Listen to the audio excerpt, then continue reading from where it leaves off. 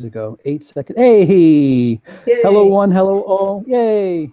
Welcome to this is. I think this is the first time that this show is actually its title because I've been in Denmark every episode prior to this, but today playing the role of American in Well, America. you Go were ahead. always playing the role of American. Yeah, I guess You you're just right. were always in America. I just wasn't never in America, right? I'm CP. Hello, welcome. Episode 10, we did it. Roman numeral X. Playing the role of Wolf, 13th Wolfman. Say hello. Yay. And London, represented by a non-Londoner, Emily Yep. from Emily's Adventures in Horrorland. Thank you. Yep. So we have some people in the chat already. Dana Hammond, hello. Late Dino, he says, what up? Made it to a live show. What's going on? Hey, CP. Oh, yeah. Hey, Emily and Wolfman, too. So, yeah. Hey, guys. Welcome. It's good to be back. We're not going to be doing this as regularly as we used to, but, you know, we're here. Once a month. Yeah. Something like that. To put the, to make people understand, I have a lot going on Tuesdays. Very busy. I mean, I really do. We understand. Do on Tuesdays, yeah, I guess. Somebody doesn't have time for us little people, I guess. No, it's just trying to find time for all of it in one day and not be so stressed out. That's the thing. If I was interviewing Dee Wallace later tonight, I wouldn't want to talk to me either. So, dude, interviewing Dee Wallace, interviewing R.A. Mahalia from Texas Chainsaw Massacre 3, that's just the two shows over on the Dorkening, and then I have to record another one, a sit down, so Tuesdays kind of get bungled up.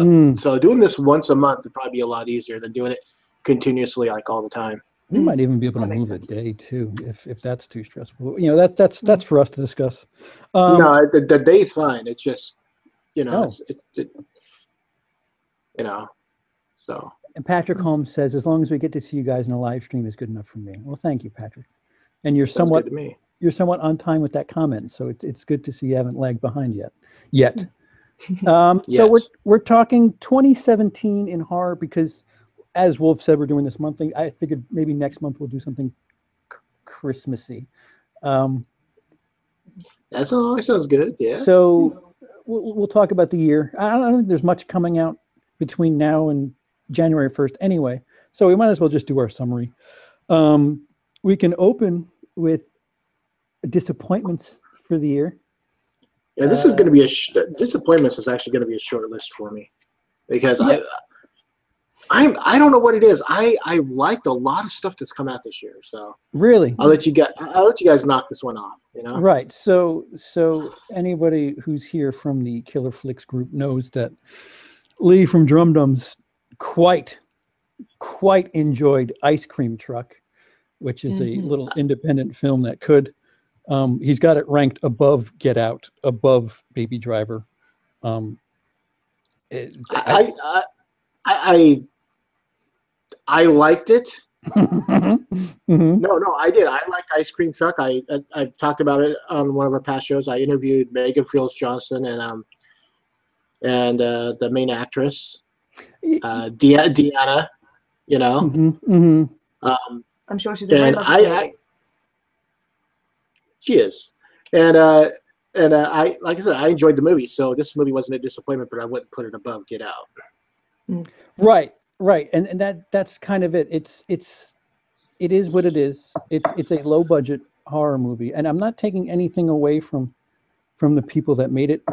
I don't know what their budget was. It just felt a little spacey. It's currently my least favorite film of 2017. And that might have something to do with the hype that Lee put behind it. I mean, when I saw Get Out was kind of a big deal, and Baby Driver is one of my favorite movies this year. To see that ranking so high for Lee, I was just like, right. All right, well, let's get our hands dirty here. Emily. Oh, sorry. Go ahead, Wolf.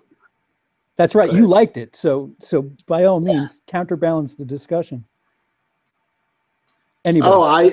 No. I was just gonna say one of the things that, and we talked about this when Baby Driver came out. One of the things that makes Baby Driver a better movie than a lot of movies is the soundtrack. Yeah, the filmmaking aspect. I mean, it's done like it's a musical. It's a musical, and then there's this editing element that it's a clinic in filmmaking, is what it is. I've only seen it twice, but man, it got better the second time. Oh, I believe it. Emily, ice cream truck. Interesting. I don't know if I had that many expectations going into it. I didn't know what it was about, basically. An ice cream truck. I knew it was low budget, but that there would be ice cream, perhaps, hopefully. I wasn't disappointed on that front. They had flavors I'd never even heard about. That was spectacular. I feel like if it's a low budget film, that forces you to be creative in a lot of ways, and in that aspect, the film was kind of lacking. Right. I want to know the budget for Ice Cream Truck, because I know the budget for Never Hike Alone, which is a fan-made Friday the 13th film. The budget for that was $17,000, and that movie's gorgeous. The movie's gorgeous, and it's not even an hour, so technically it's a long short. But the things they did with that money, better made film in my opinion. And then there's a bit of a I want to call it a pricey surprise. I don't know how to not spoil it, but there's something that they definitely spent money on in that movie, and 17,000. I'm dying to know what budget went where. I wonder if it's on IMDb anywhere. Not that we trust IMDb, but it would give us some idea. Dennis, it's so weird not seeing the blue corner. Dennis says, ice cream truck can't be a disappointment. That would mean you actually expected it to be good. Well, like I said, Lee put it so high. Oh wait, we have recommendations here. Babysitter was a good movie. I heard that. Netflix, right? That's a Netflix movie. Yeah. Wolf, have you heard of that? Have you seen it? I've heard of it. I haven't seen it yet. Emily? No, I haven't. Have you heard of it? No, not really. Oh, all right. Take it easy. And then it says, and Brawl was really good. Brawl. I haven't even heard of that one. Daniel Hammond says Gerald's Game is the most terrifying film of the year, in my opinion. Gerald's Game. Again, that's another one I've heard of. I haven't checked it out. That's another Netflix movie, isn't it? That's another Netflix movie. Yeah. I'd heard of the book on which it was based, and the premise sounded kind of interesting. Yeah, I don't know how it would translate to. It's a Stephen King book, right? Yeah, that's right. Okay. I just want to make sure I was thinking the right thing. What is the premise? I don't. That a woman is tied to the bed by her abusive husband, and then he gets knocked out, so she's kind of stuck, tied up. That's right. Oh, it's like Misery with Benefits. Yeah, it's like Misery with Benefits. We can call it that. Patrick Holmes says, I like Curse of Chucky. You mean Cult of Chucky? Well, no, you might like Curse of Chucky. You never know. Yeah. Well, thank you for telling us about a 3-year-old movie, Patrick. Daniel Hammond says, love Baby Driver. The soundtrack was going to, with the gunshots, was beautiful touch. Everything goes with everything in that movie, Daniel. I don't know if you noticed that yet. Never Hike Alone is badass. Yes, I thoroughly agree. If you know what I'm talking about, you know that I loved it. Patrick says, CP, I'm upset that didn't let Emily have CP, I'm upset that didn't let Emily have Mr. Softy. I don't think Mr. Softy was rolling around when Emily was here. Who is this man? It's an ice cream truck. It's an ice cream company. I'm going, does she even know what Mr. Softy is? We have Mr. Whippy over here, but I guessed it was some version of that. Yeah, Mr. Softy's on the back of the truck, and he's got like a blue suit, and his head is a big twisty cone. Just think of the shit emoji, but make it white. That's what Mr. Softy's logo is. Oh, Dennis is saying Brawl in Cell Block 99. That's another one. Dennis told me about that. Who the fuck? I think Vince Vaughn's in that. Who? Vince Vaughn, I think, is in that. Oh, really? I think so. So yeah, Patrick Holmes says I hated Cult of Chucky. That I'll put that on my category of disappointments. I don't know if you've seen it, Wolf. I know Emily, you probably haven't. I couldn't find a No. budget for the ice cream truck, by the way. I actually have it. Sadly. I have the Cult of Chucky. Or no, I have Curse. I haven't seen Curse or Cult. I've got one recorded on DVR, and they like the first week of November they were showing Cult on TV. The Really already? Oh yeah, it was like one of those, hey, it's shown everywhere right now type of things, and then it disappeared. And I never got a chance to record it, so it's like I'll see when I see it. All right, so without spoiling Curse really goes back to like this dark tone, and it like completely flip flops from Seed. If I can not spoil. Right. Well, see, the thing is with the Chucky movies, for the most part, the first one is the first Child's Play is really, really good because it's got a very dark tone, as you're saying. Mm-hmm. The second one builds on that, and then after that, it becomes more camp, more comedy. It's no longer really Bride of. It's no longer really horror. If you're laughing at a horror movie, it's not a horror movie; it's a comedy. That's the way I feel. I don't know. It's its own subgenre, you could say. Yeah, but it's more of a comedy with the way I look at it. This is my mind working. In my head, it's a comedy with horror elements. So Jason Lives is what to you? Jason Lives is a horror film. I mean, but it's very funny. I don't see it that way. It's actually one of my favorite Friday the 13th. I don't blame. I think of certain films like Tucker and Dale vs. Evil. That's a comedy that has borrowed heavily from the horror genre. But obviously, it's making fun of slashers. Something like Evil Dead 2 or even 3. Exactly. More of a gray area there. And that's where that's where the Child's Play movies are kind of like wind up falling into, is that Tucker and Dale versus Evil type place. It's like after a while he's just going, you don't fuck with the Chuck, he's coming up with his own little slash lines, and you're laughing because there's a 3-foot tall plastic doll chasing a kid around, right. Are getting married in the fourth one, Yeah, it took what people started, enjoying about the later Freddy movies and kind of ramped that up. But Curse of Chucky kind of goes back to Child's Play, and but I'll say that Cult, by your definition, is more of a comedy, and I don't know. There's this. I'm not going to say it's as bad as Seed, but it's just this weird sandwich. Seed, Curse, Cult, and I don't know. They retcon so much in Cult where it's just like, wait, so this is this now, and that is what's going on? A lot of retconning in horror franchises this year. Wait, they're going off on one in the chat. Brawl in Cellblock 99 was great, but some of the ultra-violent scenes look so fake. I think the director did it on purpose, but still, haha. The dummy head was way too easy to spot. But was fake. Other than that, it wasn't that bad. Dennis, also the part with well, you guys are having a fun little discussion about this movie, aren't you? It didn't bother me enough to. Have you seen Bone Tomahawk? That's not 2017. No, it's not, but it was a good movie. I've heard it's got a pretty gnarly something scene. Something. Yeah, we talked to Robert Mukes, who was in that movie. Ooh.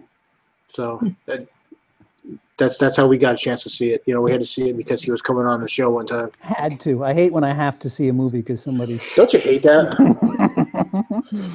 Then they're talking about Dennis and Daniel have a little. Hey, look, Failcopter West is here. He says, "Hey, this exists again." Yes, it does. So we're caught up. Yeah, Cult was a disappointment for me. Resident Evil. Whatever the fuck it was. It's called Final Chapter. I haven't seen it yet. I think I'm behind on the last two in that franchise. You're not missing fucking much at all. Oh, Mila Jovovich. watch her read the phone book, dude. I mean, for those who don't know what a phone book is nowadays.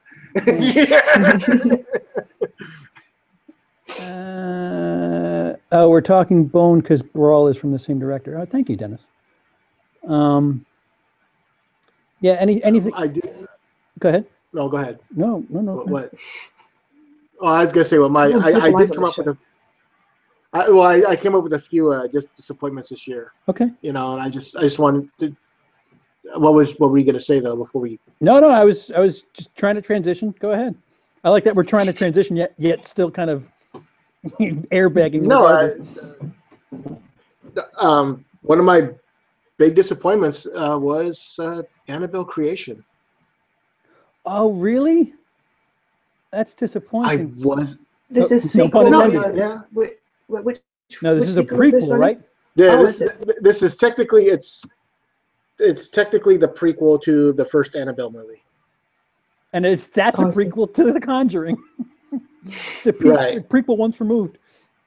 I've liked all the other things. I've liked The Conjuring. I liked The Conjuring 2, and I actually liked the first Annabelle movie. I know a lot of people crapped all over it thinking it wasn't that good, but it kind of had this nice Rosemary's Baby type feel to it for me. So I tend to like that kind of stuff, and I just kind of get sucked into it. This one didn't have anything that I could really attach a like to. You know, it's like, oh, here's these girls. They come out to this farmhouse to live with they're basically going to use this farmhouse as an orphanage. You know, and Wes says a prequel to a prequel. We need to go deeper. Yeah, we really do. Let's hear about the factory that made the doll. It was. Oh no, that's in this. Is it really? Annabelle was hand carved by her father. Oh, no factory. Yeah, no factory. And this guy. That's what this guy does. It's his job. He sells them, and some of that was interesting, but overall, I remember walking out going, "Wow, this is like one of those movies I just will never own." You know, I mean, it's not one of those ones where I go, oh, you know what, I need to buy it and give it a second chance. I need to wait for it to come on cable. I'm never going to watch this movie again. I was that disappointed with it. So you've seen Belko Experiment, right, Wolf? Yeah. So I think we're 2/3 on the disappointment scale here too. Emily, by all means, speak for yourself. You've been rather quiet thus far, but. Oh, it's been a while since I saw it. Just boring, mainly. In quite an unmemorable way. The premise was interesting. It could have been a really good film, but yeah, again, the dialogue was kind of lacking, and avenues they could have taken, they didn't really. Oh, what were the lines that just kept getting used? That I was like, did the person? There was this person who was like every other second, man, dude, man, bro, dude, bro. Right, and it's the guy who wrote Guardians, I think. Oh, really? Yeah. If I'm not mistaken, if you're in the chat and you know that, please correct me or tell me who the fuck wrote Belko. But yeah, it's a James Gunn movie. It is. He directed it and wrote it. Well, I mean, I think he wrote it. You know. Yeah. But, to know that was just like, oh, really? Was this? At one point, I remember there's a scene which is kind of on the nose, where they've got so many people in a room together, and they're going, "All right, who's old and childless?" And that could have been more developed. I feel that could have been really. I don't know. See, I really like this movie. It's one I'm definitely looking forward to picking up on Black Friday. Go ahead. I mean, I saw this movie as, I don't know, going back to my definition of horror and comedy and whatnot. It's like I definitely saw this as more of a comedy, but I also saw it as like a popcorn movie. It's just like one of those movies where sure. Well, you turn your brain off.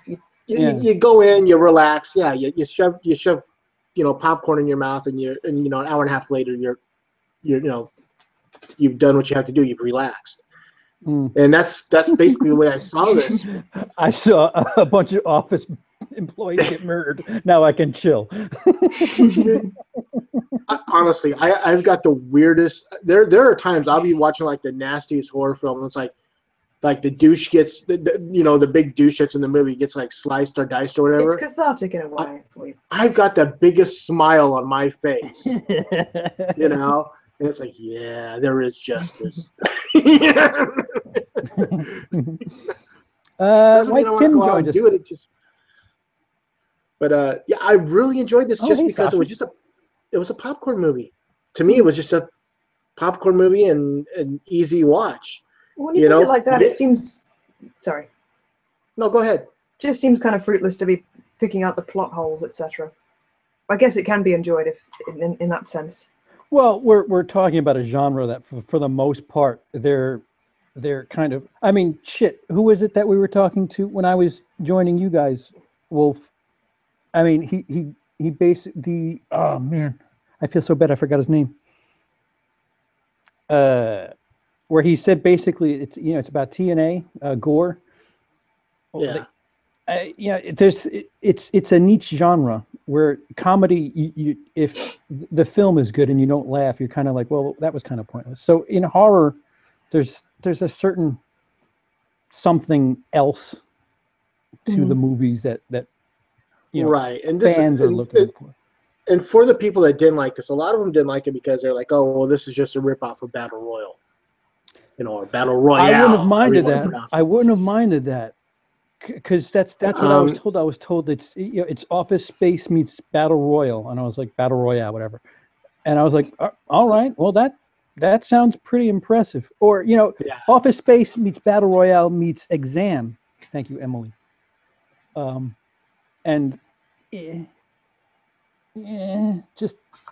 was at least bad enough that you could kind of have a little bit of fun with it, but I don't know if I'd watch it again.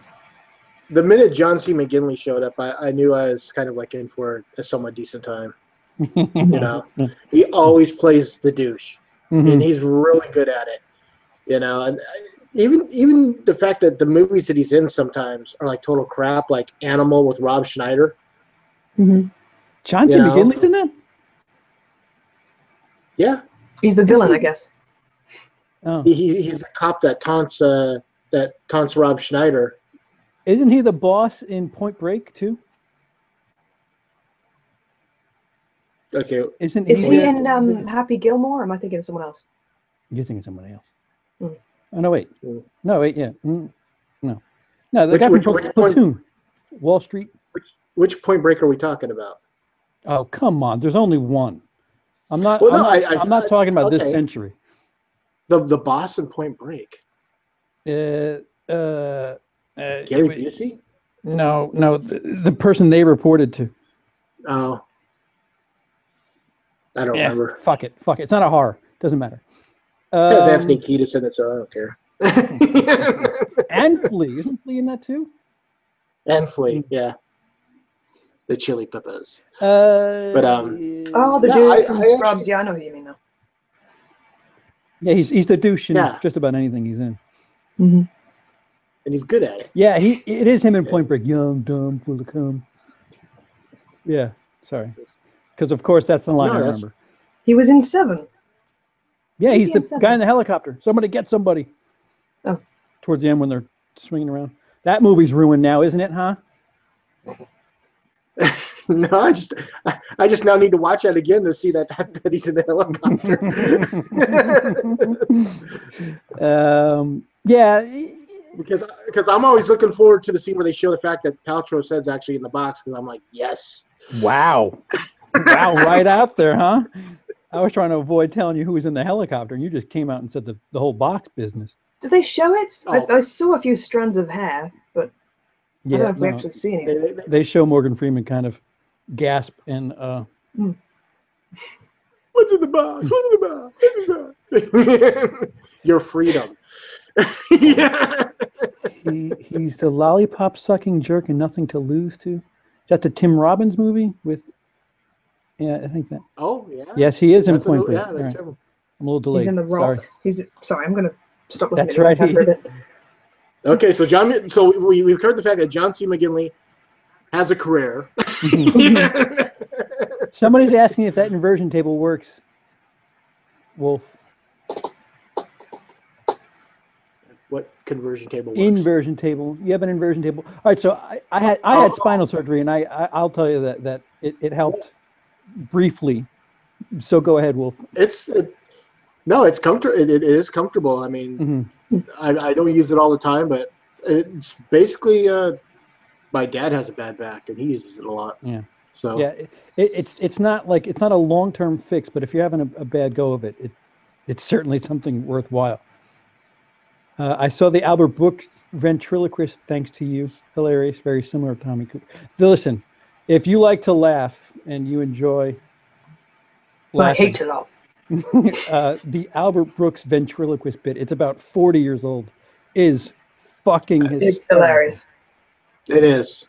Yeah. And I only heard about it because I watched Lost in America.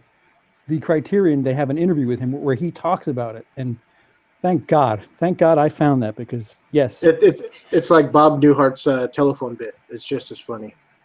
See that? I'm going to have to go find that because I don't know what that is. Oh, yeah. Yeah, it's a one-sided call. Oh, okay. I'm excited. It's what he used to do in his stand-up act back in the 60s, when he was working like at the Green Onion and San Francisco and stuff like that. Wow. That's a bad job on my part to not know that. So any other disappointments? Go ahead. I have. What do I have here? Sorry, you go first.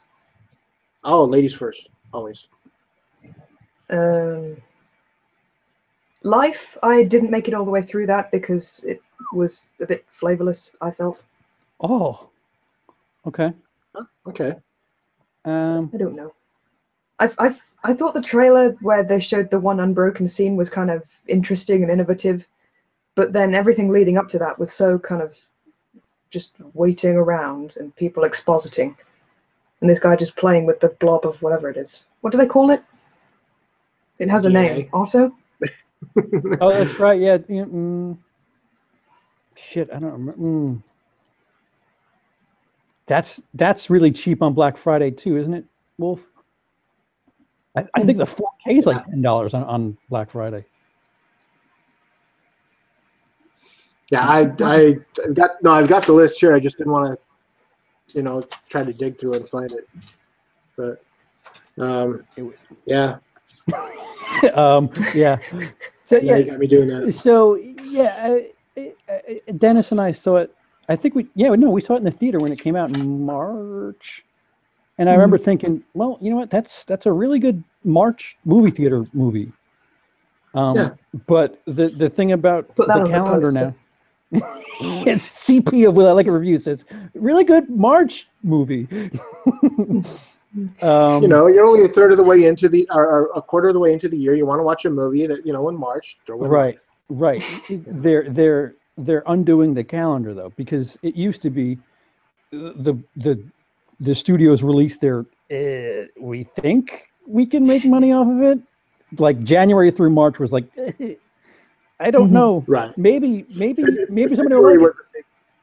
February was a big throwaway month. Right. And that's when a lot of the Final Destinations used to come out. And yet they found out that those things made money, and they're like, well, yeah, let's make another one. There's always a really big horror. See, I tend to think of December as increasingly the worst month for movies. What? Maybe in England it is, but out here. Well, I mean, in America, Daddy's it's Home not that. 2. Throw some snow on it. Why not? Well, it's out now. I know. It's just November, Emily. I don't know if your calendar is the same over there, but well, whatever. Bad Moms 2. That there's something Christmassy going on.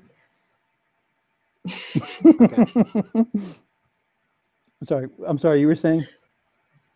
It seems to be end of the movie. I feel like Christmas movies are getting increasingly worse, is what I'm saying. And a lot of these movies seem to be produced. I don't know if they can tie in Christmas there somewhere. That's going to make it a good movie that everyone will want to see. Yeah, we do have 2 Christmas movies out in America right now. A Bad Mom's Christmas, and Yep. Daddy's Home Too. So in case you want to be sexist, you have your Christmas movie, sexist and parentist. All right, guys. What was one All that right, came out? guys. What? Dennis is telling me February had John Wick 2, and now White Tim's telling me Deadpool came out in February. That's what I was saying. It used to be that the first quarter of the year was bullshit, but now, like you guys said, they're kind of fucking the calendar over. I'm sorry. Well, they always threw in something that it's like most of the movies between January and March were throwaway movies, but it seems like one or two movies for every month were the ones that like Sony or 20th Century would say, look, there's a lot of crap. We can make money with this where we're not quite like John Wick. They're like, oh, we're not sure if it's going to make money. Right. But we could throw it up against the wall against all the other crap. We're making our budget. Yeah. Well, the problem is now there's too much franchise superhero. So the thing is, well, the fucking Avengers movie's coming out in April, so let's do blank in March, and then somebody else has got to go. Well, since Superman blank is going to be in March, why don't we just try sneaking dog shit Crusader out in February, and then the whole shit just gets blown to smithereens. I don't know this for sure, but I have a feeling Aquaman is not going to be the summer movie. No, it won't be. No. Is it getting its own movie? I'm so out of touch. I think it is. Oh, that's right. Justice League on Thursday. I'm so ready. I please more superhero movies, please. I wonder if they'll die in this one. Maybe I will. Just fucking fork to the eyes. So another one of my disappointments. Oh, sorry. Just steer the bus back onto the road. Right. Thank you. Good job, Wolf. Rings. Oh, I didn't see that. And I'd like to give the middle finger to both Rings and Paramount, because that cost us a Friday the 13th this year, because that movie didn't do well, and Paramount said, people don't want other franchise movies. That's what it was. Yeah. Well, that's the only way it sticks out in my head, because I know it failed miserably opening weekend, and then Paramount said, all right, forget it, never mind. Dude, they honestly don't know what to do with the Friday the 13th movie, though. I mean, the stuff I keep reading about, what they want to do and what the ideas that are coming, it's going to be a found footage movie. It's not going to be a found footage movie. It's going to be in snow. It's going to be a prequel. They got no idea what to do with it. So I mean, it's not just the fact that Paramount's going, well, they don't want another franchise movie. It's the fact that they're going, we got some writers that just couldn't find their head with a watermelon, on a map. It's like, they gave away the rights to Interstellar to have access to Friday the 13th again, and did nothing with the property. Like, what was that about? Well, again, that's just it's the fact that their staff writers just don't. They're probably all like 12-year-olds that have an idea that it should all look like a video game, And Daniel Hammond has a good point, which I guess will be a bit of an asterisk next to it. Get the director of Never Hike Alone to direct it. I say just buy the rights to Never Hike Alone and do a couple of reshoots and fill it. Make it an hour and a half. Put Jason in there. Is it a spoiler if I say Jason is in there? Yeah. Just change the title to Friday the 13th Hike Alone. Friday the 13th, Never Hike Alone. There you go. That's the subtitle. I mean, it's pretty enough that all you need to, like, if you need to fill it, just go film a weird. I mean, shit, that's what they were doing from parts 3 to 10. Just here's a kill because kills. Really, they should have called it Never Hike Anywhere Near Jason, just to be more specific. I mean, that's really where the danger lies. Never hike on Friday the 13th. But yeah. Sorry, Rings. No. Yeah, Rings was a big disappointment. I saw the first Ring movie 17 years ago, and I'd never watched it since because I thought it was a big piece of crap. The Japanese Ring? No, the American Ring. Okay. The one Naomi Watts, you know. Mm-hmm. I saw it once, and I was like super disappointed with it. Dude, like, oh my god, I'm like, that movie's just garbage. So I never saw the second one either. And then not too long ago, they had the original back on like cable, so I recorded it one night and watched it. I'm like, okay, this movie's not as bad as I thought. Maybe I will see Rings, you know, because it was like around this time that Rings was coming out, and I saw it, and I'm like, okay, it's basically they're trying to reboot the franchise, but they went about it in a really weird. I mean, the big thing that they got going for it, it had Johnny Galecki in it from The Big Bang Theory. That's pretty much the biggest thing that they have going for it. Did you see Sadako versus Kayako? Because I think that was the beginning of this year as well. I saw Sadako, but I saw the Japanese Sadako, but I never saw the Sadako versus, what was it? Kayako, the one from The Grudge. Okay, I haven't seen that one. Man, somebody did a little special on Japanese stuff. I forgot what channel it's on. It's definitely not your channel, Emily, right? So that's another thing that kind of happened this year. Like every franchise, well, not every, but it seemed like every large franchise had a rebirth or a sequel this year. There was Resident Evil. There was I guess you can't count Underworld because that was technically last year. Jeepers Creepers. No, that came out in January. Did it? Yes, I saw it. So awesome! I forgot about it. Rings. I'm a fan of it, the Underworld series. So I am too, but Christ, that was boring. No, you disagree? I like the fact that the world expanded in this one, where we got the northern vampires, and I just thought the mythology was cool that it expanded beyond just the little world of Kate Beckinsale. So you like the third one then too? You know, when they give you the backstory on all that fun shit? The rise of the Lycans, right? Okay, I can appreciate that. Jeepers Creepers 3, which I haven't seen, but I've heard. I got it recorded. I haven't seen it yet. They showed it on Sci-Fi. Did they really? Yeah. Ooh. Again, just like that same week that they were showing Cult of Chucky, they were showing on I believe that was on AMC. They were showing Jeepers Creepers 3 on Sci-Fi. It's like the 28th of October. Wow. You know. I'm trying to see what else. Jigsaw. Jigsaw. Saw had another go round. Flatliners had a sequel. Oh yeah. Which I heard was bad.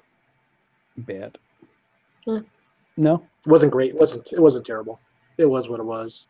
It was a modern. Seeing Kiefer Sutherland get the ever-loving shit kicked out of him by a 12-year-old. That was pretty good. Oh man.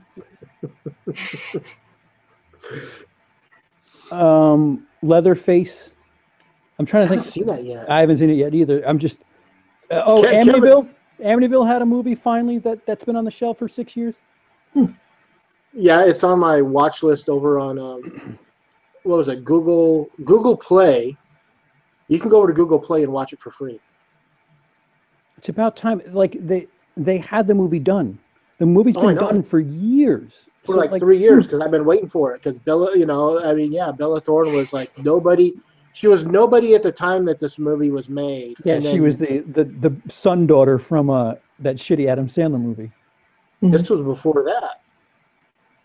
No, really? Yeah, that's what I'm saying. I mean, I was gonna say that in the movie Blended, she became a little more known. But this was before Blended. Oh my God. Yeah. Yeah. So it's not even eye candy in that movie because she's kind of developed since then, I guess. Polite way to put it. Emily, close your ears. Close your ears. Would that I could. But yeah, I don't know. I guess the thing is, if you don't know that it's been on the shelf for years, you might go into it thinking, oh, a new Amityville movie.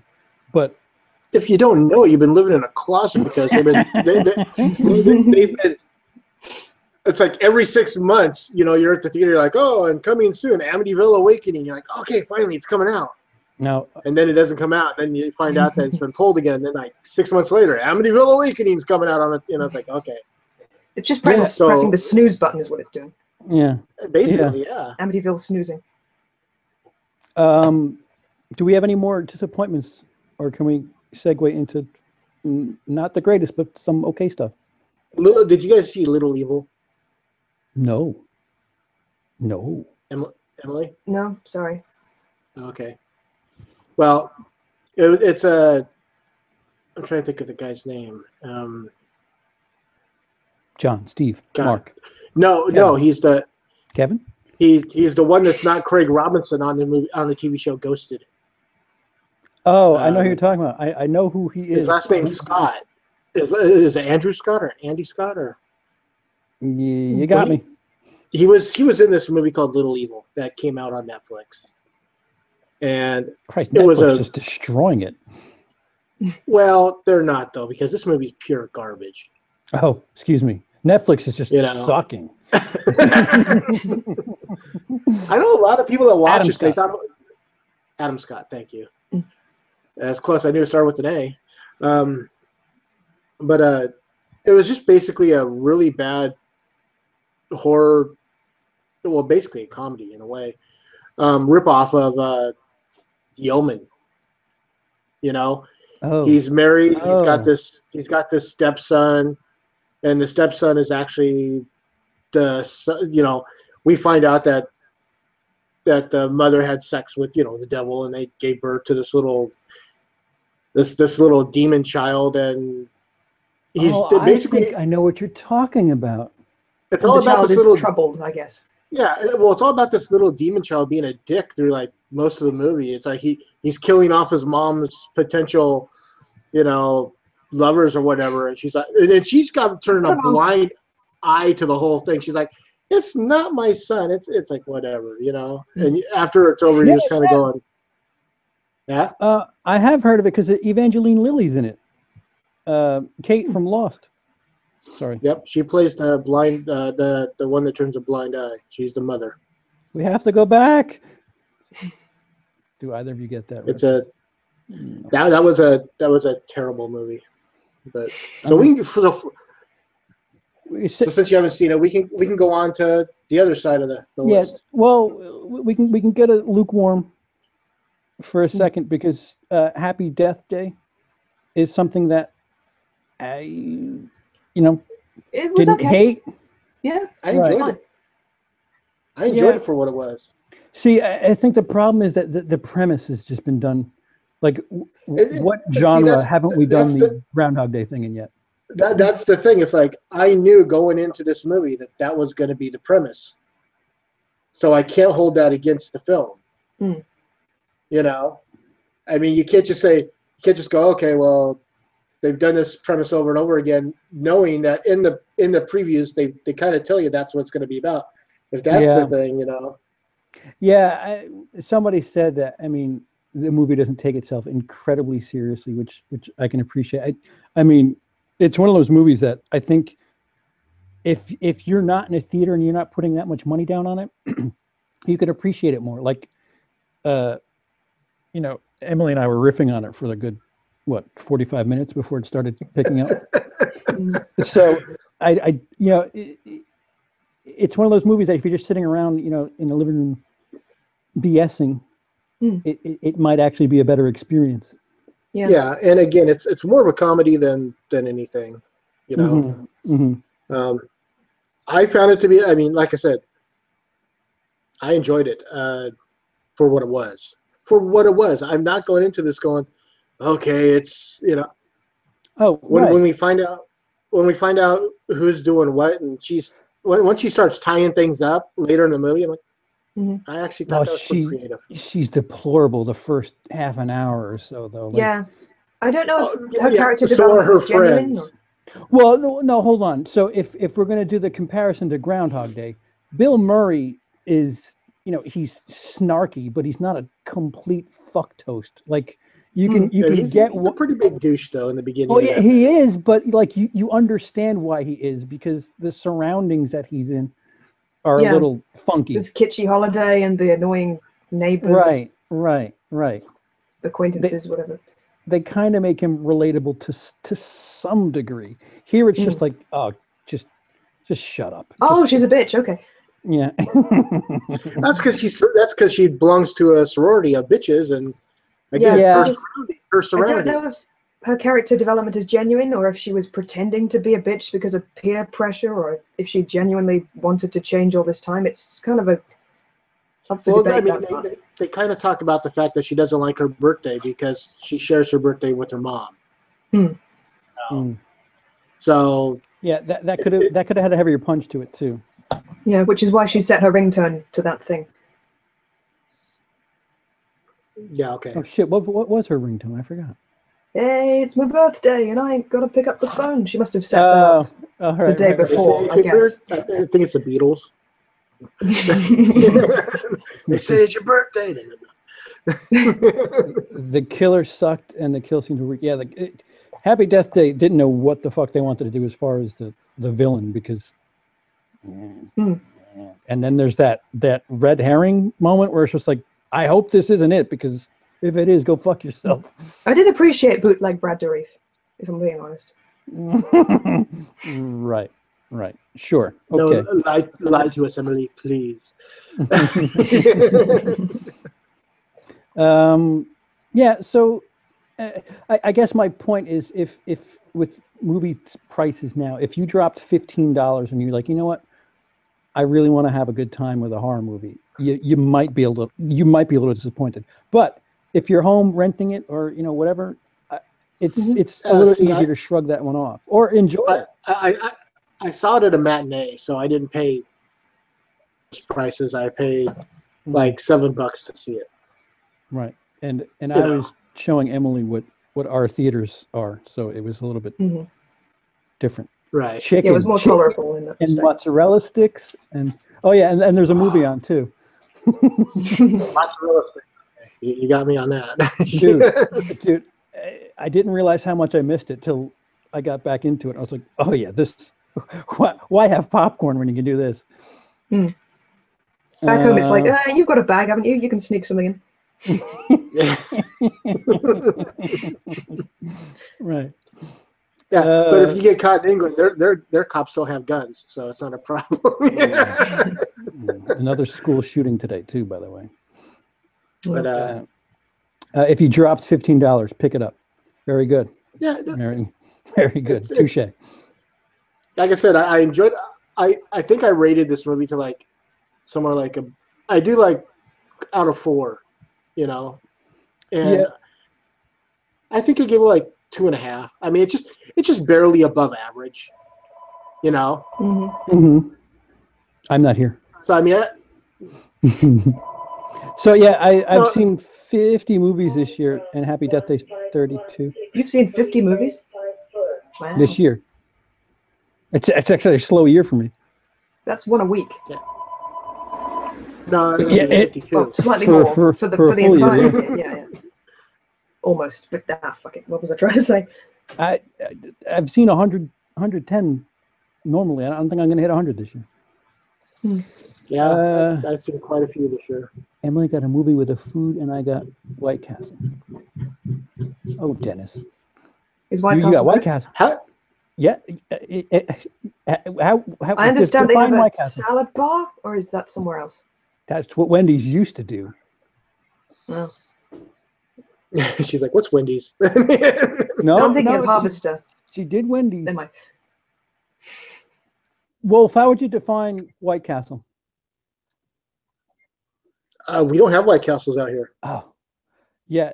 Dennis had the most perfect definition of White Castle. He goes, "It doesn't really taste like a burger," and I was like, "Fuck, I never." That's right. They're burgers that don't really taste like burgers. It's the strangest fucking thing. Yeah, we don't have White Castles out here, so. Well, Emily's computer's rebooting. So It is. Yep. Yeah, no, she's frozen. She's either that or she's got the dumbest smirk in history and holding it. Favorite food to eat at a movie, Wolf? You know, when I go there, I would say 9 times out of 10, I just get a drink, and I plan to eat after the movie. Okay, favorite food for after a movie? Most of the time it's pizza. Really, I'm just yeah. Okay. You know, I like when it comes down to pizza brands, I would go with Pizza Hut, Domino's, or Little Caesars. You know. Sasha says the only thing I know about White Castle is that Harold and Kumar went there. Daniel Hammond, peanut M&Ms and Coke. That sounds like a movie theater treat if I've ever heard one. I'm not a Coke fan. I mean, honestly, I grew up being a Pepsi fan my entire life. But they don't sell Pepsi at AMC's. So when I do get a drink, I have to get my favorite thing, and that's a Barks root beer. And Daniel Hammond specifies cocaine because, you know, if there's one thing I want to do while sitting in cocaine and peanut M&Ms. There you go. I want to get all jacked up and then sit still for 2 hours. He chops them all up and there's one clog right here. Uma Thurman in Pulp Fiction just yeah, so I'm before they started doing these like hot food things here in New York, America, whatever. I was a traditional. I had to get popcorn. Had to at least smell it. Like that was part of the experience for me. I mean, I have a theater grade popper, you know, here at my mother's place. So like the smell of popcorn adds to the experience to me.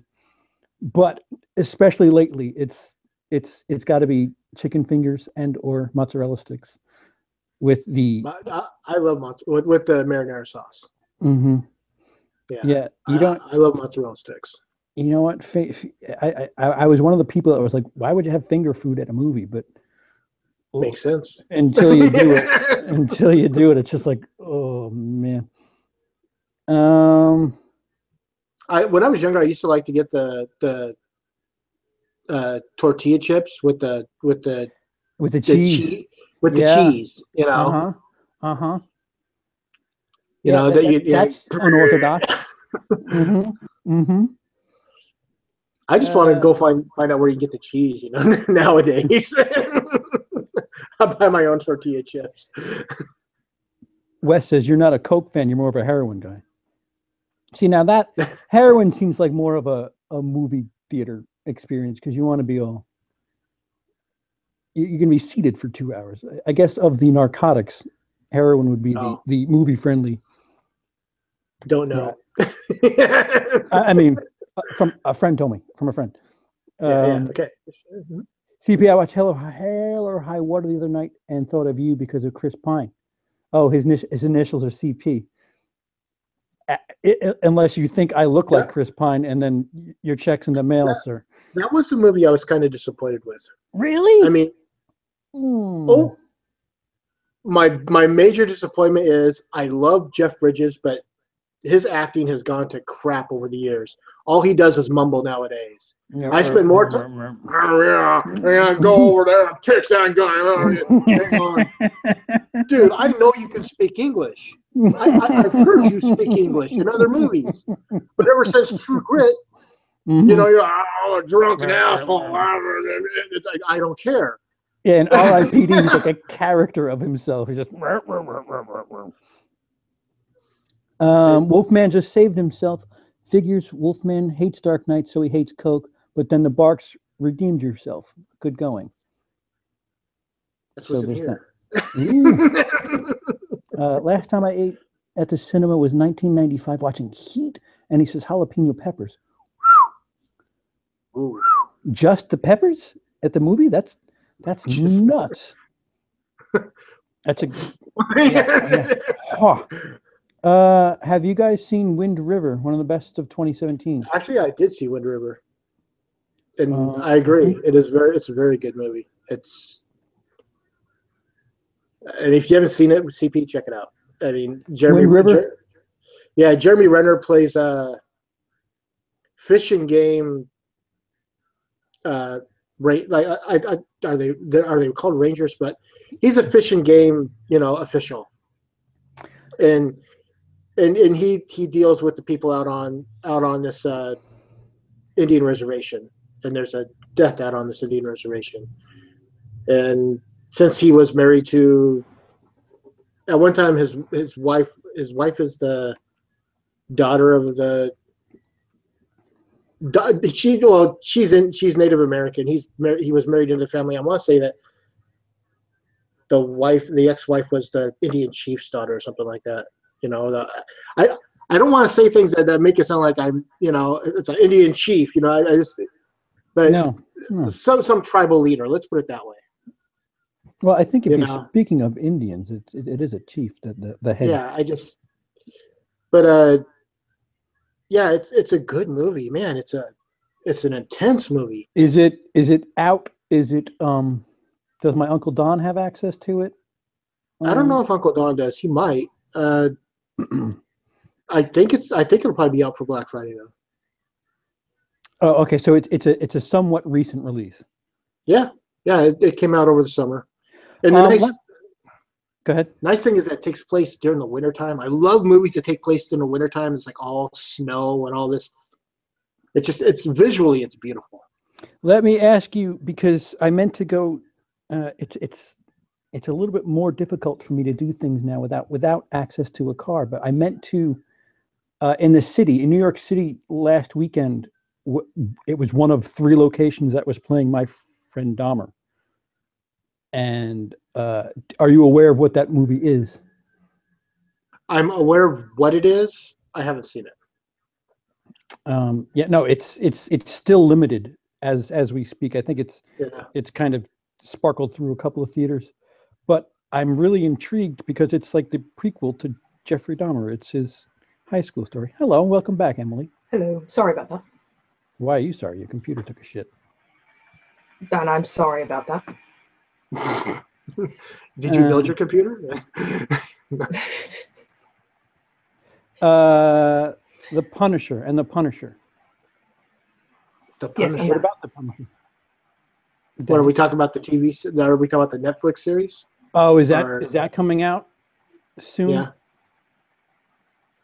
Okay. Netflix doesn't have any idea what to do with it either. That's another thing. What do you mean by that?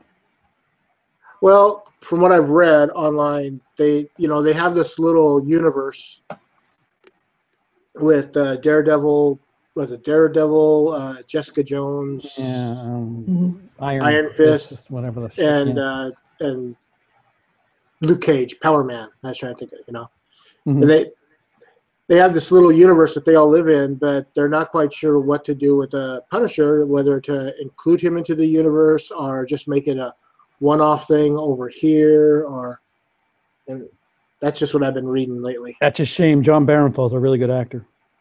Mm-hmm. He is. He shows up in everything. I thought it's so funny too because when I was watching Walking Dead, he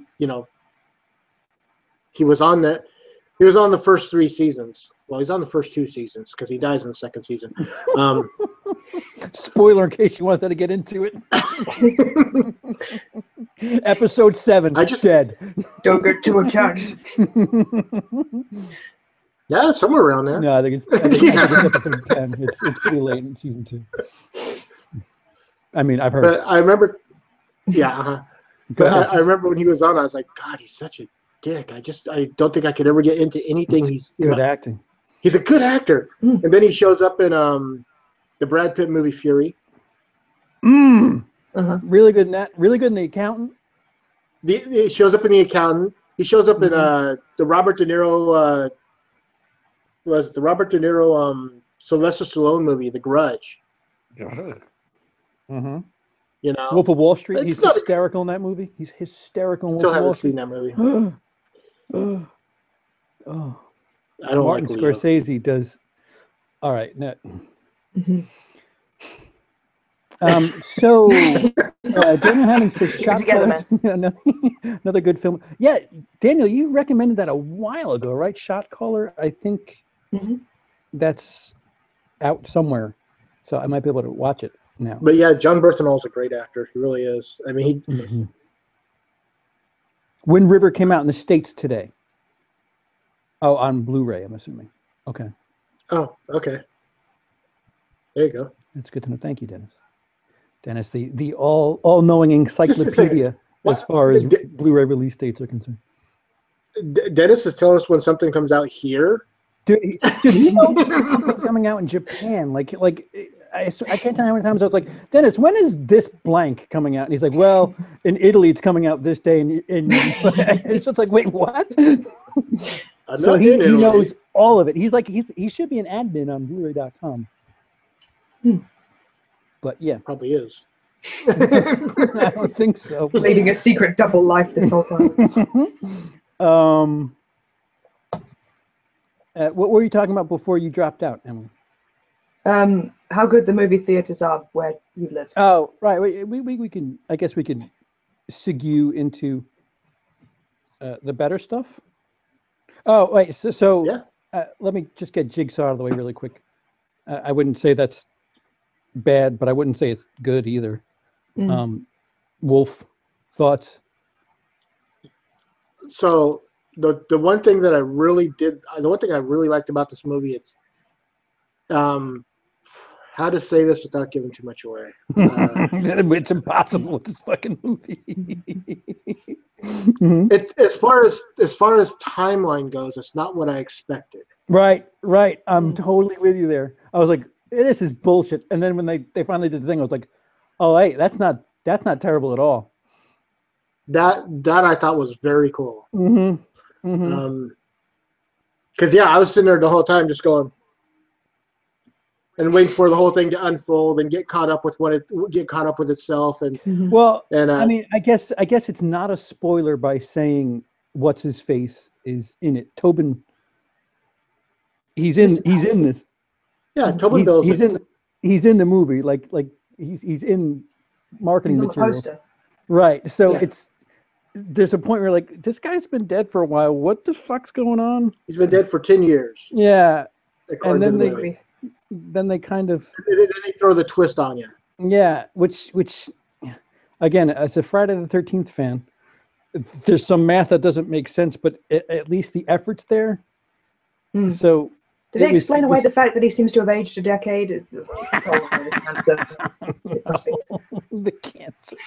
Yeah, there's another thing that they kind of go backwards with something, and that's where I was like, no, wait, this person was that. Well, we'll have to talk about that after the show. Well, so in Saw 1, Zepp, again Ben from Lost, is the hospital attendant. Yeah, Robert. Robert. I always think of him as that guy from what is it? Another guy that's in everything. Robert Knepper, or Knepper, or something like that. Knepler. Wait, what the fuck is Michael Emerson? What? I don't. Oh, I think we're thinking of two different people. We're Zepp in Saw is Ben from Lost. What do I know him from? I'm gonna look this up. But yeah, he's the hospital attendant in Saw 1, and then there's a hospital attendant in Jigsaw, and I was like,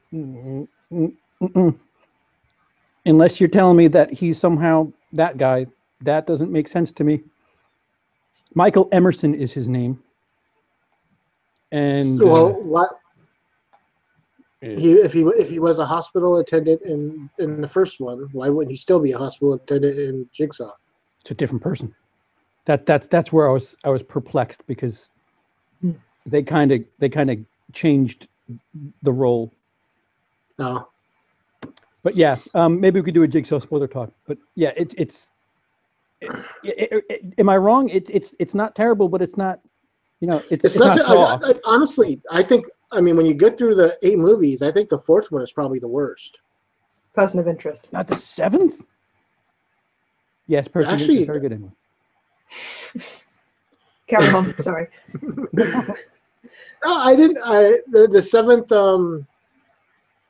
for being like supposedly at the time the final movie, is what it is. But the fourth one, right in the middle, I really thought that the Saw movies got really muddy in the middle. Dude, Yeah. As far as there's what 5 and 6 where 2 of the guys look exactly the same. Mm-hmm. And it confuses shit. Like there was a bad guy and the guy who was chasing him looked exactly the same. Like, yeah, that my confused me. sister has trouble recognizing the differences between some people in films, which is why she watches a lot of animated shit. And she said that film in particular she really struggled with because they did look pretty much Yeah. the same. Yeah. Like chiseled cop man, if you had Yes. to, like vaguely just kind of here's 2 of them. I mean, I really enjoyed. I like parts 1 through 3. They're probably 2 has a lot more interesting kills than the third one, but I love the needle pit. Let's put it that way. Oh. It's okay. Yeah. And then like after 3, you know, so 2's taking place, then you get into 3, and 3 is taking place at the exact same time 2 is. Mm-hmm. Mm-hmm. You know, and so whoever was writing the movies goes, well, that's a cool idea. Let's do that with, okay, so 2 and 3 are taking place at the same time. 4 is taking place like across town or something like that at the same time. And after a while, you're just kind of going, that's a lot to organize when you're dying. After a while, you're just going, stuff is getting the story's getting kind of muddy. And I just that's where I staying thought. up all night trying to tweak this trap and then delegating to all his big masked men. Right, you go over there. Well, remember he's got Shawnee Smith. You know, he's got Amanda to help him. Mm-hmm. So the first one, that ending on the first one could be like top 5 in horror. That ending when he gets up, it's just like, oh my God. Yeah. And the music, Charlie Clouser's score, giddy up. That's just. I mean, they reuse it for every ending afterwards, but I agree with you. No, that was. I'm with you. That is probably a top 5 ending of all time. I mean, it's, as far as twists and surprises go, it goes. It'd probably be like number 2, and number 1 would be like Sleepaway Camp. I guess. Sorry. Well, just because when you know the ending of Sleepaway Camp, when she turns around, it's and that's what they choose to focus on, not the head that's been. I don't know. It is a twist. There's a head there. Yeah, a severed one. But up, no.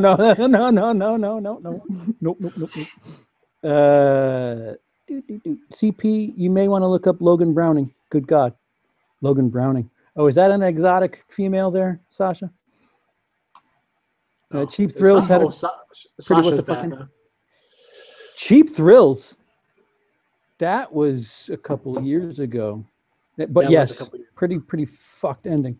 Wes says, I like the second Saw film the best overall. Just found it more interesting. Wes, really? Okay. I see. I need to rewatch all of them because I haven't. Like, it's kind of like you said. After I even put 4 through 6 kind of just. Yeah. They're all the same movie to me. I quite and like 7's just shit. Yeah, but I like the pendulum death, and I think it's part 5. I like the point where he gives up. All right, so favorites from the year. I mean, Get Out. I think we all kind of enjoyed, right? Mm-hmm. Oh yeah, Get Out. Get Out and Split were like the 2 at the beginning of the year, man. Which is odd because they mean the same thing. That's pretty true. In this case, not really, but yeah, she's right.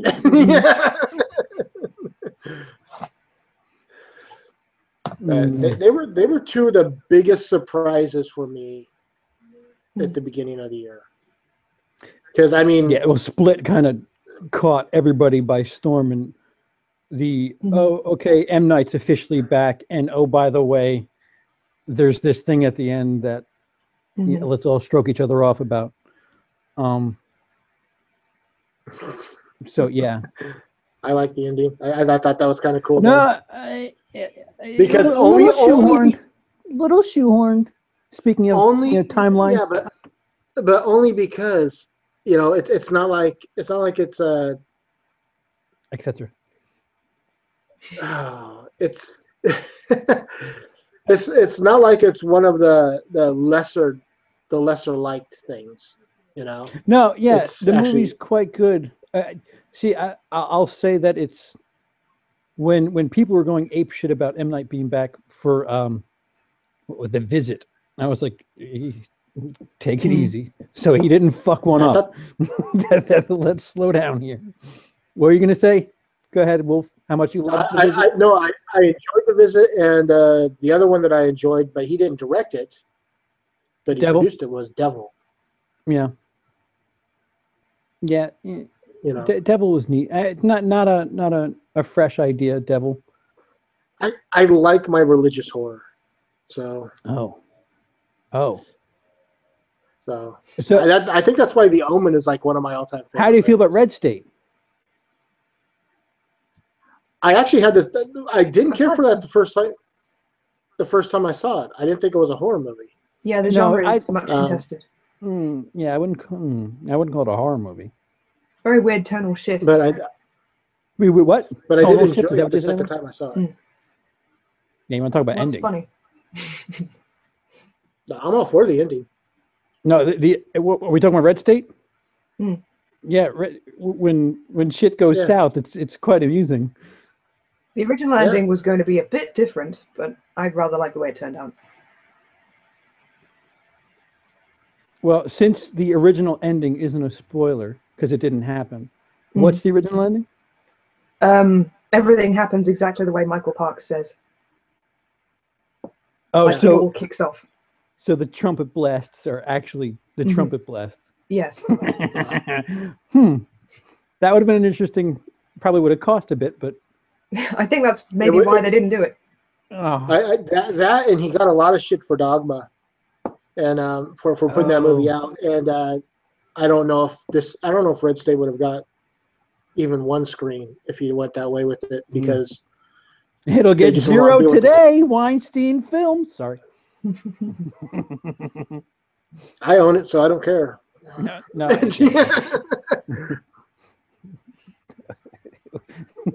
Weinstein Productions present a Kevin Spacey, written by Louis C.K. Sorry. Produced by Brett Ratner. We could probably assemble a film full of the Injustice League.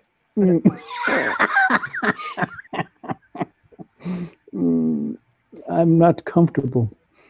Super Dark Times is independent that came out this year, and it's actually really good. Also pretty terrifying. Super Dark Times. Never heard of it. Wolf? It was mentioned earlier in the chat, I think. Sasha says, I never saw Saw. Don't care for horror. I do like the older ones. American Werewolf in London, Lost Boys, The Thing, Fright Night. The original Fright Night. I'm assuming you're. Yeah, The Thing. Yeah, I'm assuming you're not talking about that god awful Colin Farrell movie. What's his face was okay in it. He's dead now. Anton Yelchin. He's dead now. Why do the good ones always die? It was strange. I had to remind myself that he was dead, and that got me the name. Anton Yelchin. That's right. Anton Yelchin's in that. I forgot that. See? You would have known his name if I didn't mention he was dead. So there's that. Well, he was in Green Room. So Sasha's correcting me, saying that no, Red State was produced completely independently without any studio involvement. Yes, but it was released, distributed, right, by the Weinstein, the Harvey Boys, is I think how Kevin Smith the Harvey Boys worded it. Hello, Jason Hamilton. Oh, you made it! Yay! So Get Out. Yeah, Well, no, we were on a split, weren't we? Split, Get Out. Split. M. Night it looks to be back, but my toes are in the water. I'm not completely jumping in. Although I like The Visit. I like this. I don't think he needs to do a $90 million big budget. I think he should stick to the smaller stuff because it seems to work better. I don't think he's doing that for the next one. I've seen Samuel L. Jackson in a schnazzy coat set photo. It's probably the sequel to Unbreakable. Yeah, I was trying to avoid saying that, but yep, that's it. They're shooting the sequel to Unbreakable, and it's got some money behind it. Could be interesting. Yeah, but again, Unbreakable is a very well liked movie. So, see, that's considered a bit of a cult movie, as far as he's concerned. But yeah, I like it better than Actually, it's my favorite M. Night movie, so better than all of them. I meant to say, yep, that's what I meant to say. Yeah. Red Doorknob. More than The Village? Yeah. I like The Village. Jason Hamilton. It was the first what? Oh, the film rating system. So we have Universal, then PG, then 12A, then 12, 15, 18. What's 12A? What the fuck? 12A and 12 is... 12 with adult supervision, maybe scary themes, probably should have your dad nearby, kind of. So basically PG-13. Like Harry Potter and the Goblet of Fire was 12A. Really? Mm-hmm. Jesus. You have a lot more things than we do. Mm-hmm. No, we have G. We have G, PG, PG-13, R. PG-13, R, NC-17. Uh-huh. When was the last time you saw an X movie in the fucking theater? Come on. Rosemary's Baby. 1967. So what does X-rated mean? Does that mean nobody can see it? No, it means X means that it's almost on the edge of pornography is where they're putting it. Yeah. Right, so you've got to be 18 or so. 18 and by the way, there is no hey, I'm 17 and I'm with my mom, type thing. Your adults are. There needs to be a PG-16 because PG-13R, it's just, the difference is you say fuck once in PG-13, and then it's. What the funny thing is? The funny thing is that back before Spielberg screwed everything up with PG-13, because this was his baby. Was it E.T.? Mm-hmm. He's the one that came. No, it was 1984, and it was the first Raiders. I think it was the first Raiders movie. Oh. Indiana Jones and the Raiders of the Lost Ark. I think that was the first PG-13 movie. But before that, PG meant parental guidance. Mm-hmm. So you could go to a movie in 1980, and if it was PG, you would still see. It would still have nudity in it. Sorry. Yeah, you'd have nudity in it. You could swear as much as you want, and then PG-13 came around. They're like, okay, you're only allowed like one F word and no nudity whatsoever. Then PG-13 you can get nudity, but it has to be unsexual, unsuggestive. If it's done comedically, you can have it. So basically, someone run away with their butt hanging. Right. That's what you're getting. Right. And more likely, it's going to be a dude. Probably, yeah. Yeah, womp womp. Equal opportunity nudity.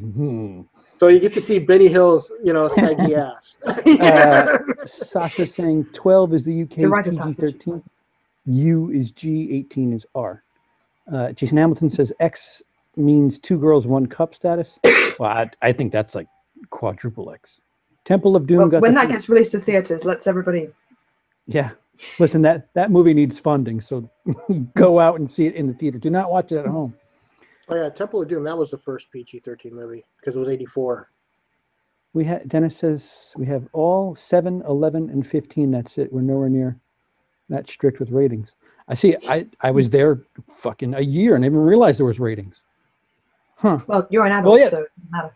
Well, no, they say fuck on television over there. Like, doesn't matter what time of day it is. I don't know if it's because it's English, but I remember they have reruns of Kitchen Nightmares. I imagine it's different if the swearing is not in your first language. Maybe that's. Well, you still got to read it.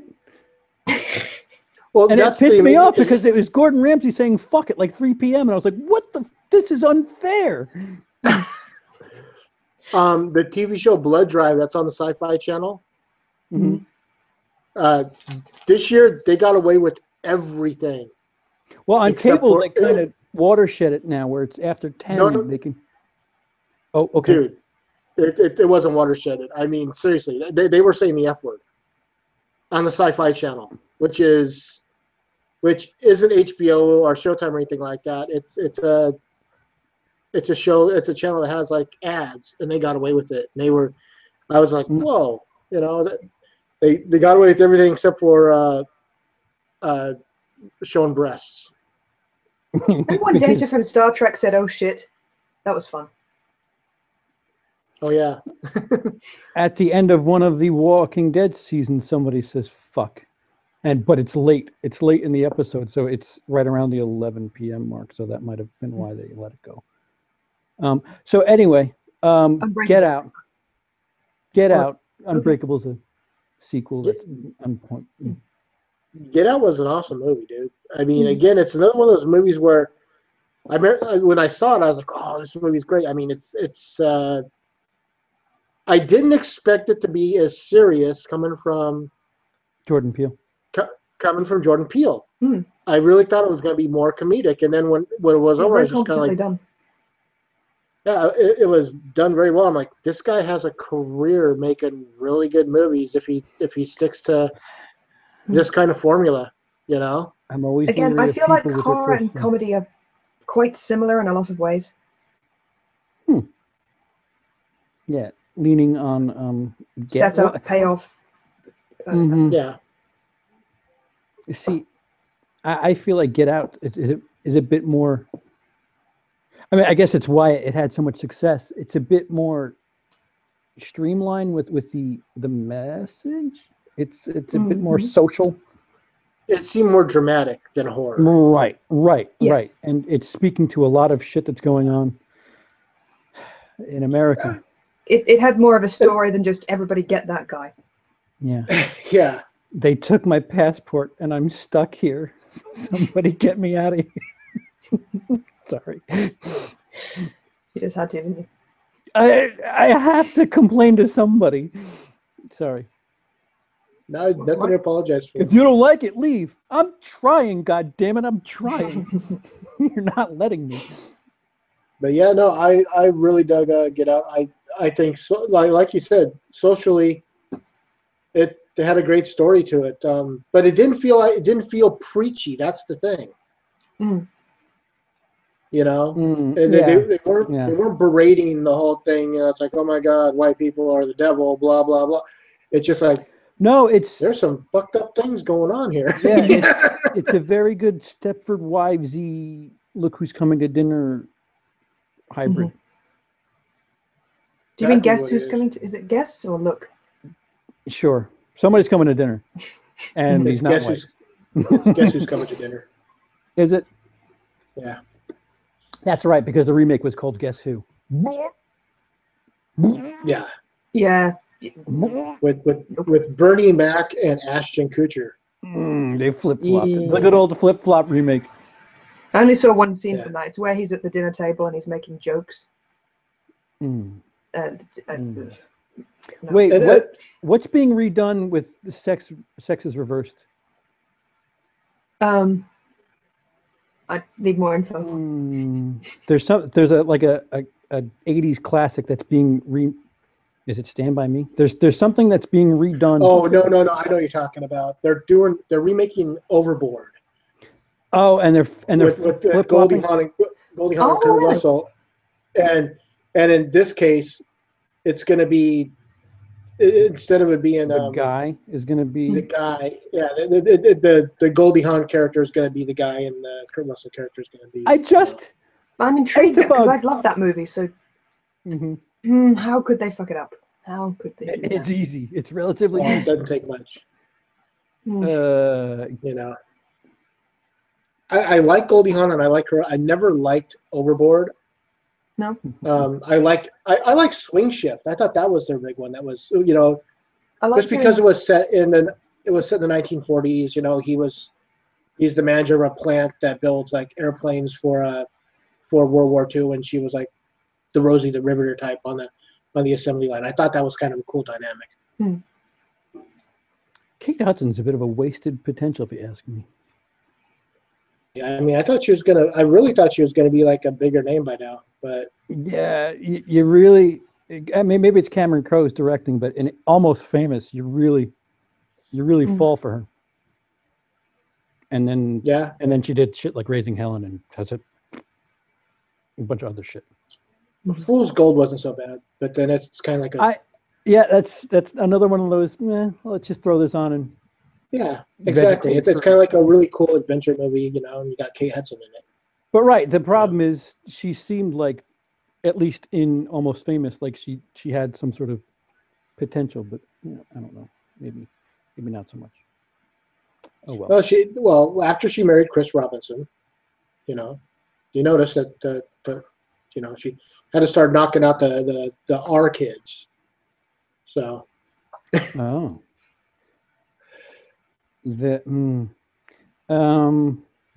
What else do we have from 2017? Did either of you see Personal Shopper?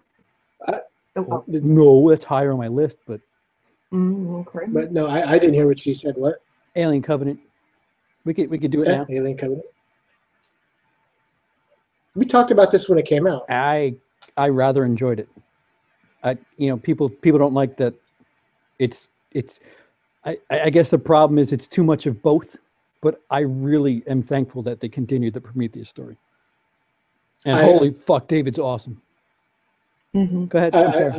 I really liked it. And I said this before when we talked about before. I do think Prometheus is a better film, but I did enjoy Covenant. Sure, I'll agree with you there. You know, I thought Covenant was a fun movie. There's no way. There's just no way there's any more gas in the tank for like 4 more freaking movies. Ridley Scott is smoking something. Ridley Scott came out and said that if they do another movie from this franchise, that they're not going to be focusing on the xenomorph, which is just like, well, what the now? What are you going to do? But it's called Alien. Well, no, it was called Prometheus, and then it was called something. They wanted to call it like Paradise or something like that, and then they're like, Fox was like, well, they want the alien. Why not Church of England? No, I really liked it. I'm with you. I liked both David and Walter. I thought they were, It's a shame that performance by Michael Fassbender is going to just grinded away this year, because he was fucking badass in that movie. Yeah. Thank you, Dennis. Prometheus Paradise Lost was supposed to be the title of this movie. Amelia. That's not a bad title. Yeah, but you're not 20th Century Fox trying to sell tickets on the ass of a fucking xenomorph. So that's true, and a lot of people didn't really care. I mean, I could see why they didn't go with it, because a lot of people didn't care for Prometheus. There's more people that bitch about that movie than actually embrace it. So why would you want to tag on a name that reminds them of a movie that they consider crap? I guess that makes sense. It's a shame. It's a shame, because it's a good movie. It's got its fans. If somebody has 50 minutes, you have to watch the Comic Book Girl 19 review of, like, they cover so much of what's incredible about Prometheus, and it's a really good video. I watched that. You have watched that? Is that what you said? Yeah. I have watched that. Emily. Yeah, Hello. Hi. Alien Covenant. Yeah, I think I liked it more than Prometheus, if I'm honest. Ooh. Nothing wrong with that. That's Care to divulge? I don't know. I feel like Prometheus was trying to do a lot of different things with the religious aspect and introducing us to the culture of the planet. And then I liked that we went straight to this movie, and then it was like, oh yeah, they all got blown up. Yeah. Yeah, they created us, but fuck them. Mm-hmm. They all got blown up. Spoiler. And everybody got blown up at the end. Pretty fucking badass scene, if I do say so, too. By the way. Pretty phenomenal. When he lowers the fucking phenomena.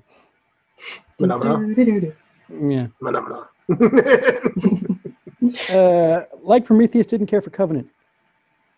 Covenant fart noise. Noise. That's not the noise it makes. It's kind of funny too because it's like Michael Fassbender and James McAvoy, who were both in the X-Men franchises, had movies that they just knocked out of the park this year. You know, Alien Covenant and Split. Yes. Fassbender's in Split? You know? No. They were good in their respective. McAvoy. Oh. Right. I'm just saying, you know, it's nice to see them. I like it when actors get like certain roles and it's like, okay, like X-Men guys. Right. Okay. Yeah. Yeah. You know, it's like it's nice to see Brett Spiner stand out, you know, do something other than Data.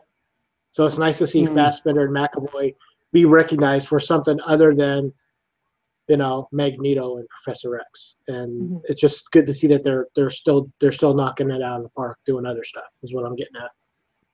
Yeah, I'm happy for it. Shame we never got to see Ridley Scott's director's cut of Prometheus. He said 40 minutes more material. Yeah, that would have made it a 3.5 hour movie. Oh God. Well, there's stuff on the Blu-ray that, like the scene where the engineer talks, like, and you can see what he's saying. It's just like, well, why wasn't that in the fucking movie?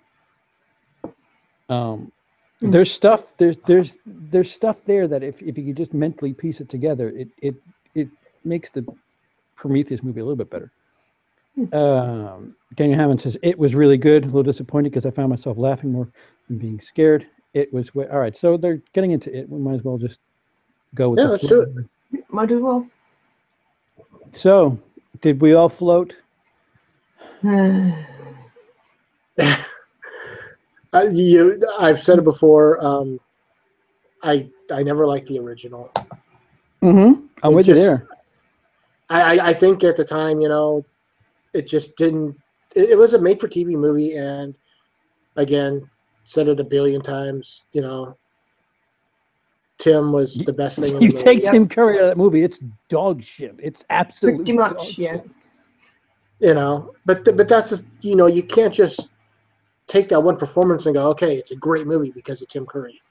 You know, I mean, no, I feel more icons who are remembered more fondly for their own reason. What am I trying to say? Icons? That they're better remembered than for the actual chunk of the movie that. Oh, sure, yeah. I give up on that sentence. I'm just saying that when you look at Tim Curry's work, right? Whether it's him playing Darkness and Legend, or Frankenfurter and Rocky Horror, or Clue. I can't think of his name in Clue. Wadsworth. For some reason, Mr. Body was the only thing in my head, and I was like, "That's not right." But right. Well, no matter. No, right. No, right. Spoiler.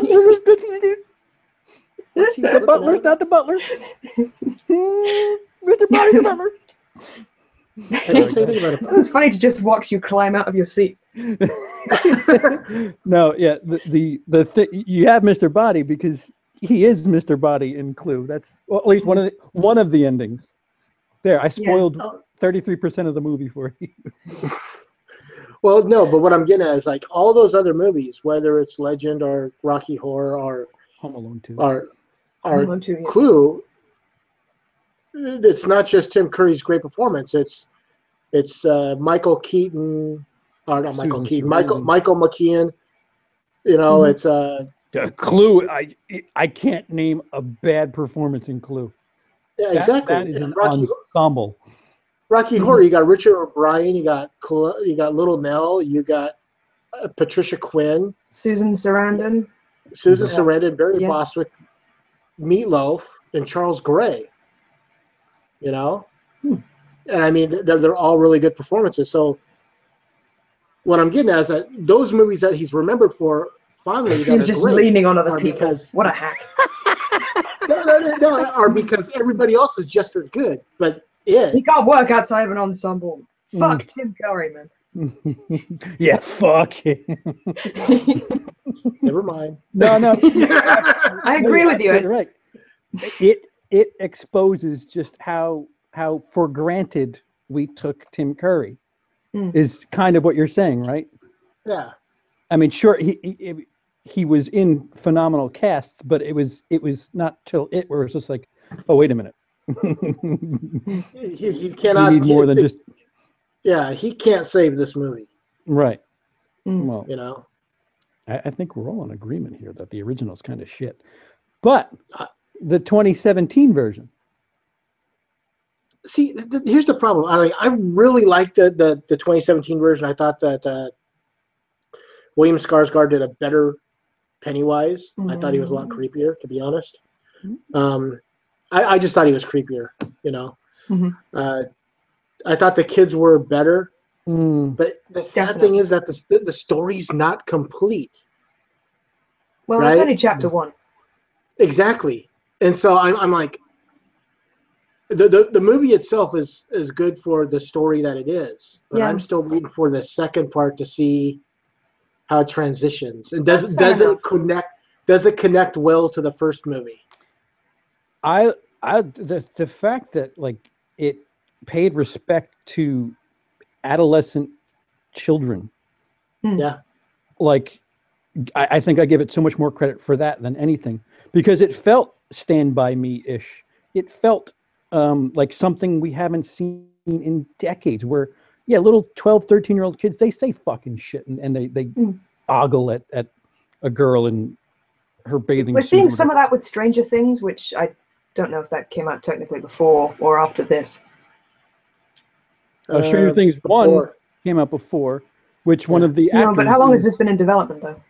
Oh, good point. Well, they borrowed one of the actors from it, so samesies. Which I still have yet to see. Samesies. I have yet to. But yeah, the child character is very true to life-ish. It's especially for the period, and I don't know how much that comes from the book. Not everything from the book is included. I know that much. Oh, right. Well, no, the book is supposed to take place in the 50s, right? And now this is like the 80s. Yeah, they just updated the date just because, I mean, they wanted, for some reason, the 80s is the decade right now to try to make things resemble. I see a lot of times people screwing stuff up when it comes to it too, because I was there in the 80s. Yeah, there wasn't so much, like, I'm trying to think, like, there wasn't so much 50s shit in the 80s. I mean, Back to the Future is the closest thing I can think of. And it's not like they went, oh, look at that, Back to the Future and Stand By Me. There's two right there. Shit, I guess. Back to the Future, Stand By Me, Hollywood Nights. The Outsiders. Fuck! They just do, every 30 years, they just go back 30. Yeah. All right. Seems to be. Because I guess that's how old the film guys are. Like, yeah, exactly. Like, I remember fondly of the 80s, but like I said, I find a lot of, when they try to get the stuff right in the 80s, they mess it up so bad. Stranger Things, there's an episode where they play sunglasses. The whole season takes place in 1983. 2 or 1? So are there some anachronisms? 1. Season 1 takes place in 1983, and there's an episode where they're playing the song "Sunglasses at Night." That song did not hit the airwaves until January of '84. I hate when they do shit like that. Final Girls. Oh yeah, they played Final Cherry Girls. Pie, which Cherry Pie is a 1990 song. Yeah. I said something to the guys on the Dorkening about that, and they're like, Mr. Tony, Tony has 9 fingers. I was like, you're just being picky. I'm not being picky. This movie come out like 1990, dude. Yeah, that part troubled me too. That's a really good movie, really fun. Speaking of Groundhog Day-ish, sorry, what were you going to say, Emily? I was going to say, I've noticed people seem to have a great love for the 80s aesthetic, especially people around my age, even though most people I know wouldn't want to... Young lady. Those of you born after the 80s? Yes, I would say so. Mm-hmm. Even though if you look at the 80s, just objectively, I don't know anyone who'd want to go back and live there with Margaret Thatcher, 3 million unemployed, and filofaxes and mobile phones that need a suitcase that you carry around with, and Agadoo on the radio all the fucking time. There's things about the 80s to dislike, and I think in film it's been kind of romanticized, and I don't know, more about the aesthetic than anything else. And I think what's a Margaret Thatcher? What's Agadoo? you know this. No, what's Agadoo? No, is it a British thing?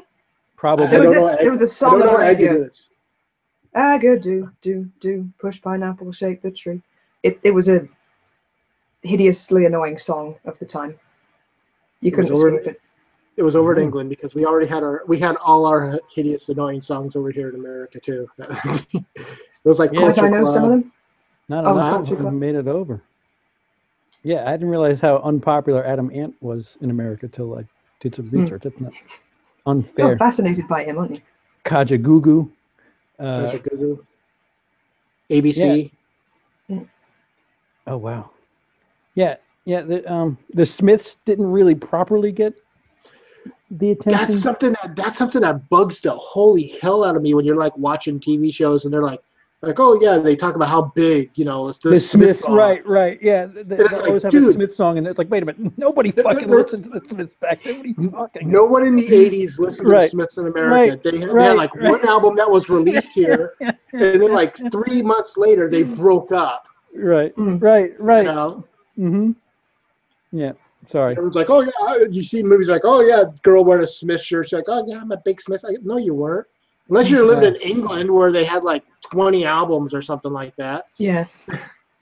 Oh, Roger. Hey, Roger. The 80s was the best era in human history, says Jason Hamilton. I don't know. Were you there? I was. It wasn't too bad. I was too, but... I think now is the greatest period in history, to be honest. I think things... Take it. Yeah. The fuck. Again, if we're just talking about aesthetics, yeah, the 80s is kind of attractive, but it wasn't all... Trump. I'm trying to Trump. say... But we didn't have a human orangutan as a president. Yeah.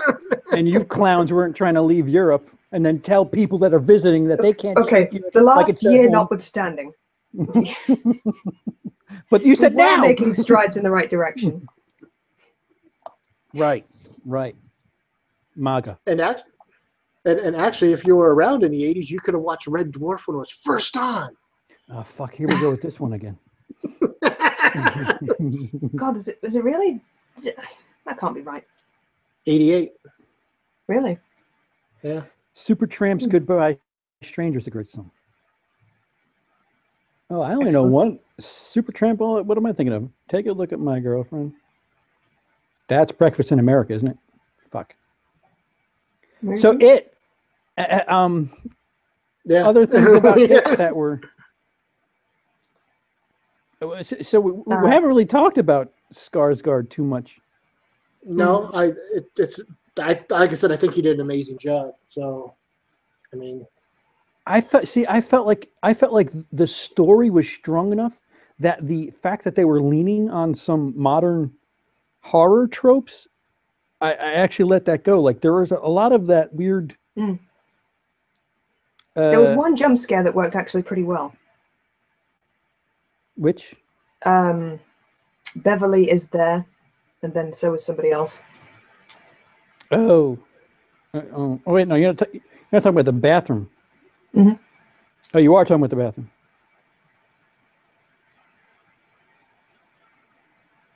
Emily? Did I Yes. go deaf? No. You are talking about the bathroom. You paused. Yes. Okay. All right. Yeah, they do that thing with it goes black, that shutter effect, which I don't remember it really being popular until The Dark Knight Rises, the trailer where they show Batman darting through the dark hallway.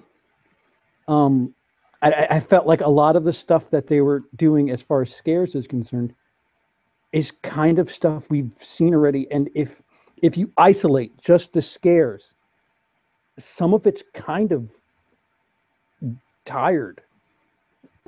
Yeah, but again, this adaptation is a lot more faithful to the book. Right, so. right, and like that's what I was trying to say is the fact that the story is that fucking good. It really, like, I let it slide, and who the fuck am I? So, you've made it past my wall.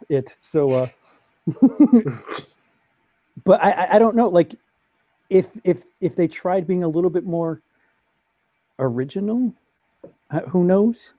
Like, it really could have been like a masterpiece. Maybe I just. So, what did you think of Pennywise? Who are you asking, Emily? There's two of us. She's talking to you.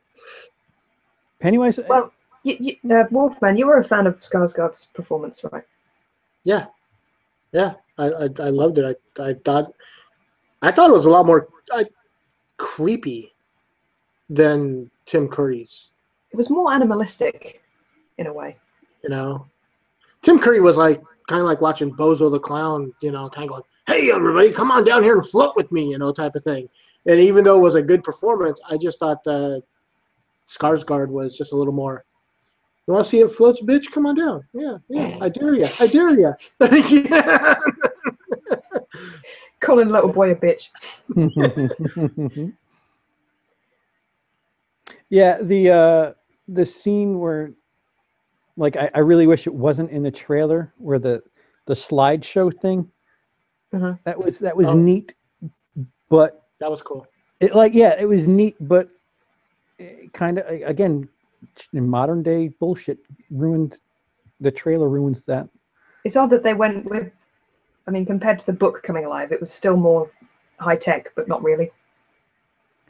Yeah, there's the one thing where the kid's looking into like all his fucking. And another thing, why does that kid know so much about that stupid fucking town? Like, well, because he's again, he's the outsider. He's the new kid, and he wants. It's his hobby for some reason. Yeah, dude, you didn't do that. You didn't like look at old stuff from the town you grew up in or anything. No, I just look at old stuff from Hitler. Oh, well, that works too. You know, well, he hasn't done anything recently, so. You see what not to do, I guess. I guess don't kill a billion Charlottesville. People. 6 million. He must get up very early in the morning. You know. So researching one's hometown, I can't say I've ever done it. I know nothing. I guess because I moved so much. I don't know anything about Westbury. I don't know anything about Coast. Didn't know anything about Deer Park. Oh, I've let out some of where I've lived. Oh no! Now everyone will stalk you retroactively. Yeah. I don't know. I grew up in a town that was at one time a coal mining town. Mm-hmm. And, all right. Well, I guess I'm the idiot. I know nothing about where I live.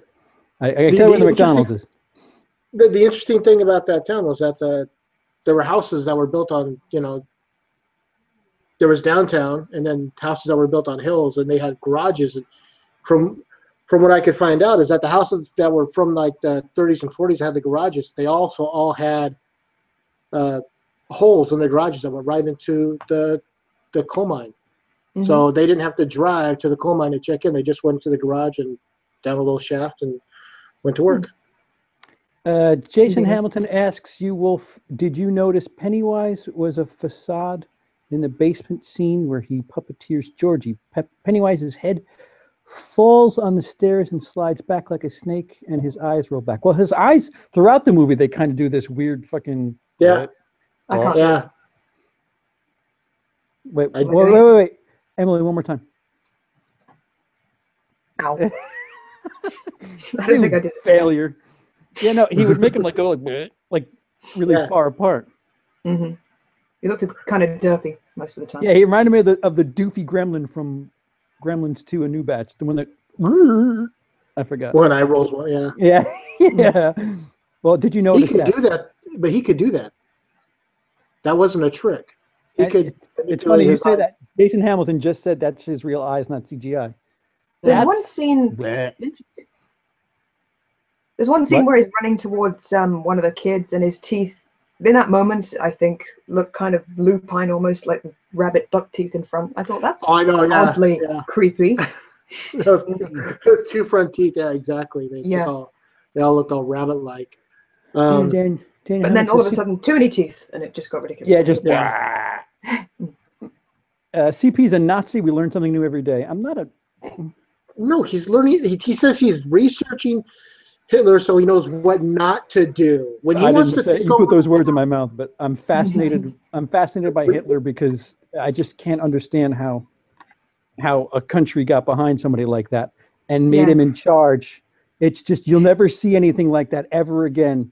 Some crazy lunatic running it. Oh wait, never mind. I was going to say, what are you talking about? This is what happens when you make nativist choices in the election. Pick a country, not just this one. Pick a country.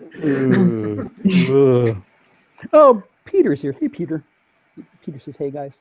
Well, we're living here in Allentown, and they're closing all the factories down." Billy Joel quote from Roger. Yeah. Billy Joel is our Elton John, Emily. Thank you. I would even say they're kind of similar. Both have a piano, you see. Speaking of Gremlins 2, CP, green wig, and lipstick. Dude, I'm glad somebody else noticed that because that's the first thing I thought when I put the ensemble together.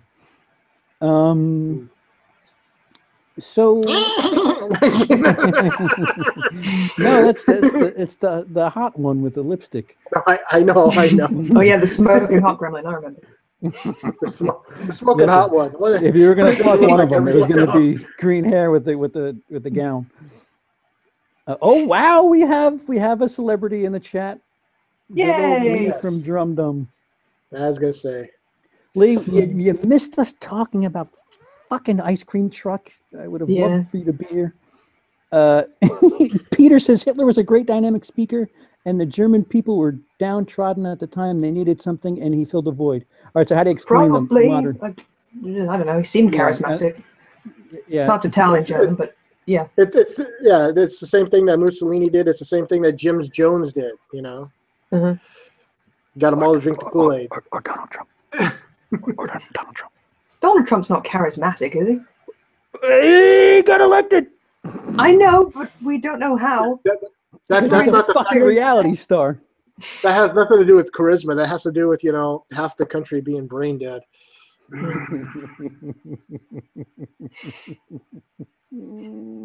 How did that happen? It was the Reagan years.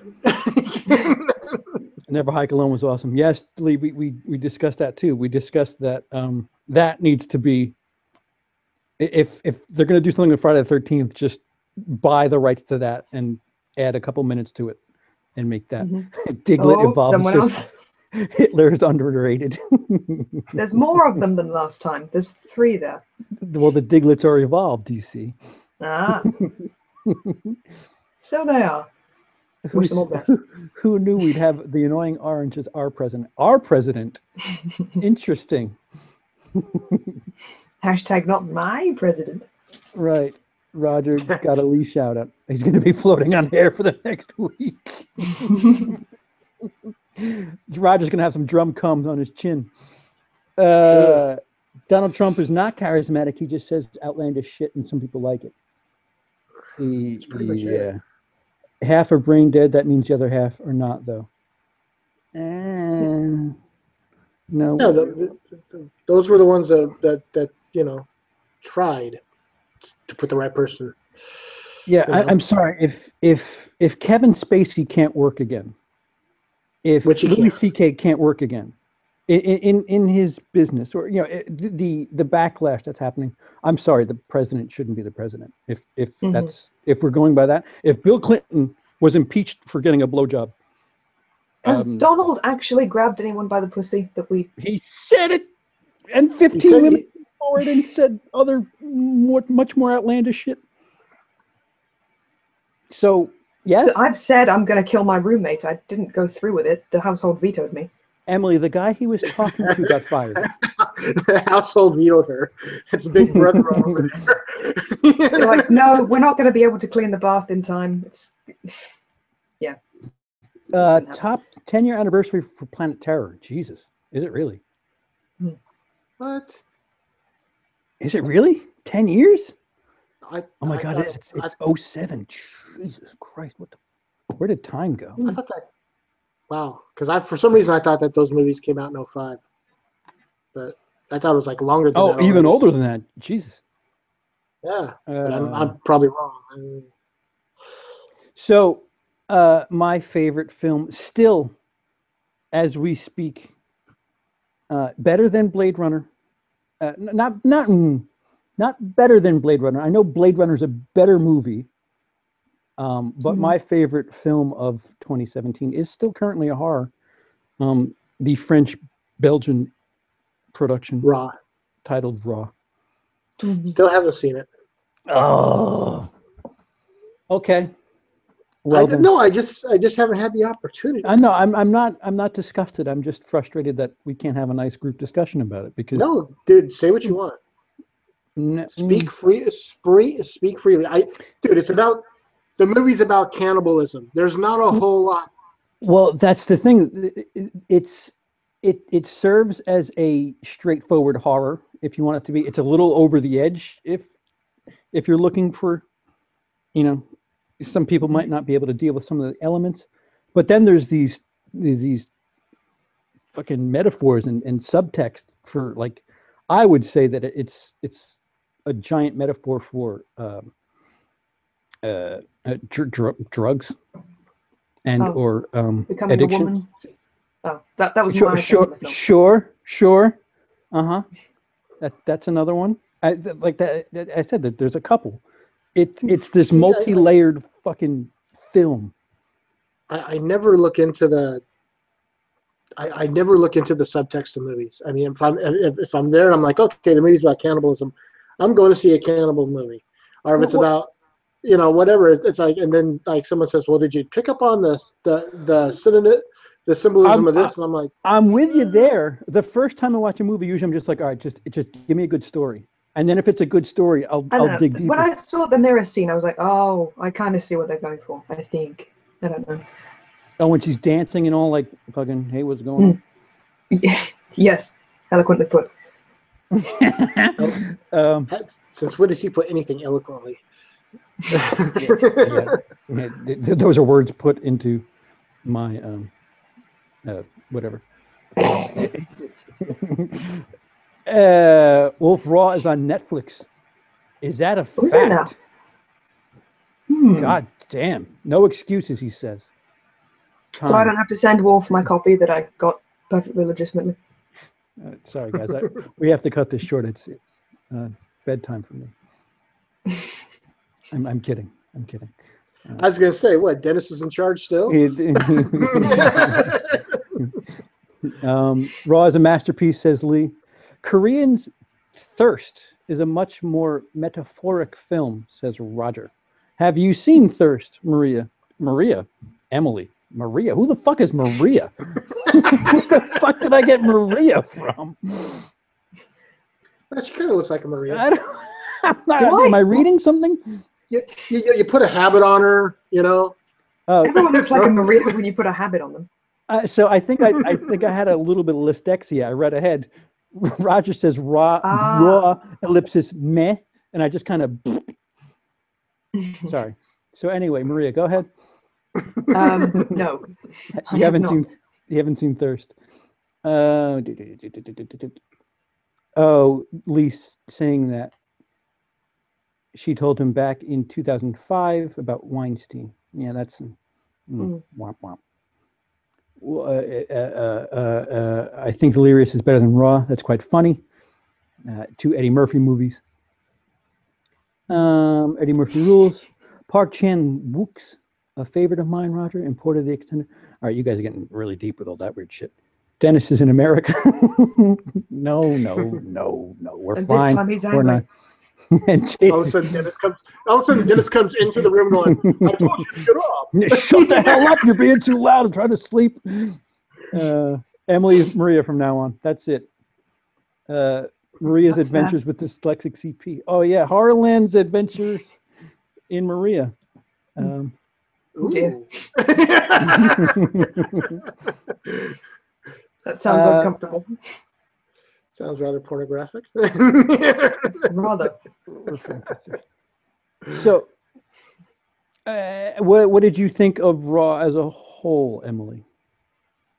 I was quite impressed. I went into it a little bit cynical, thinking, well, maybe the French will blind me to the fact that maybe I'll think it's more cultured than it is, just because it's in French.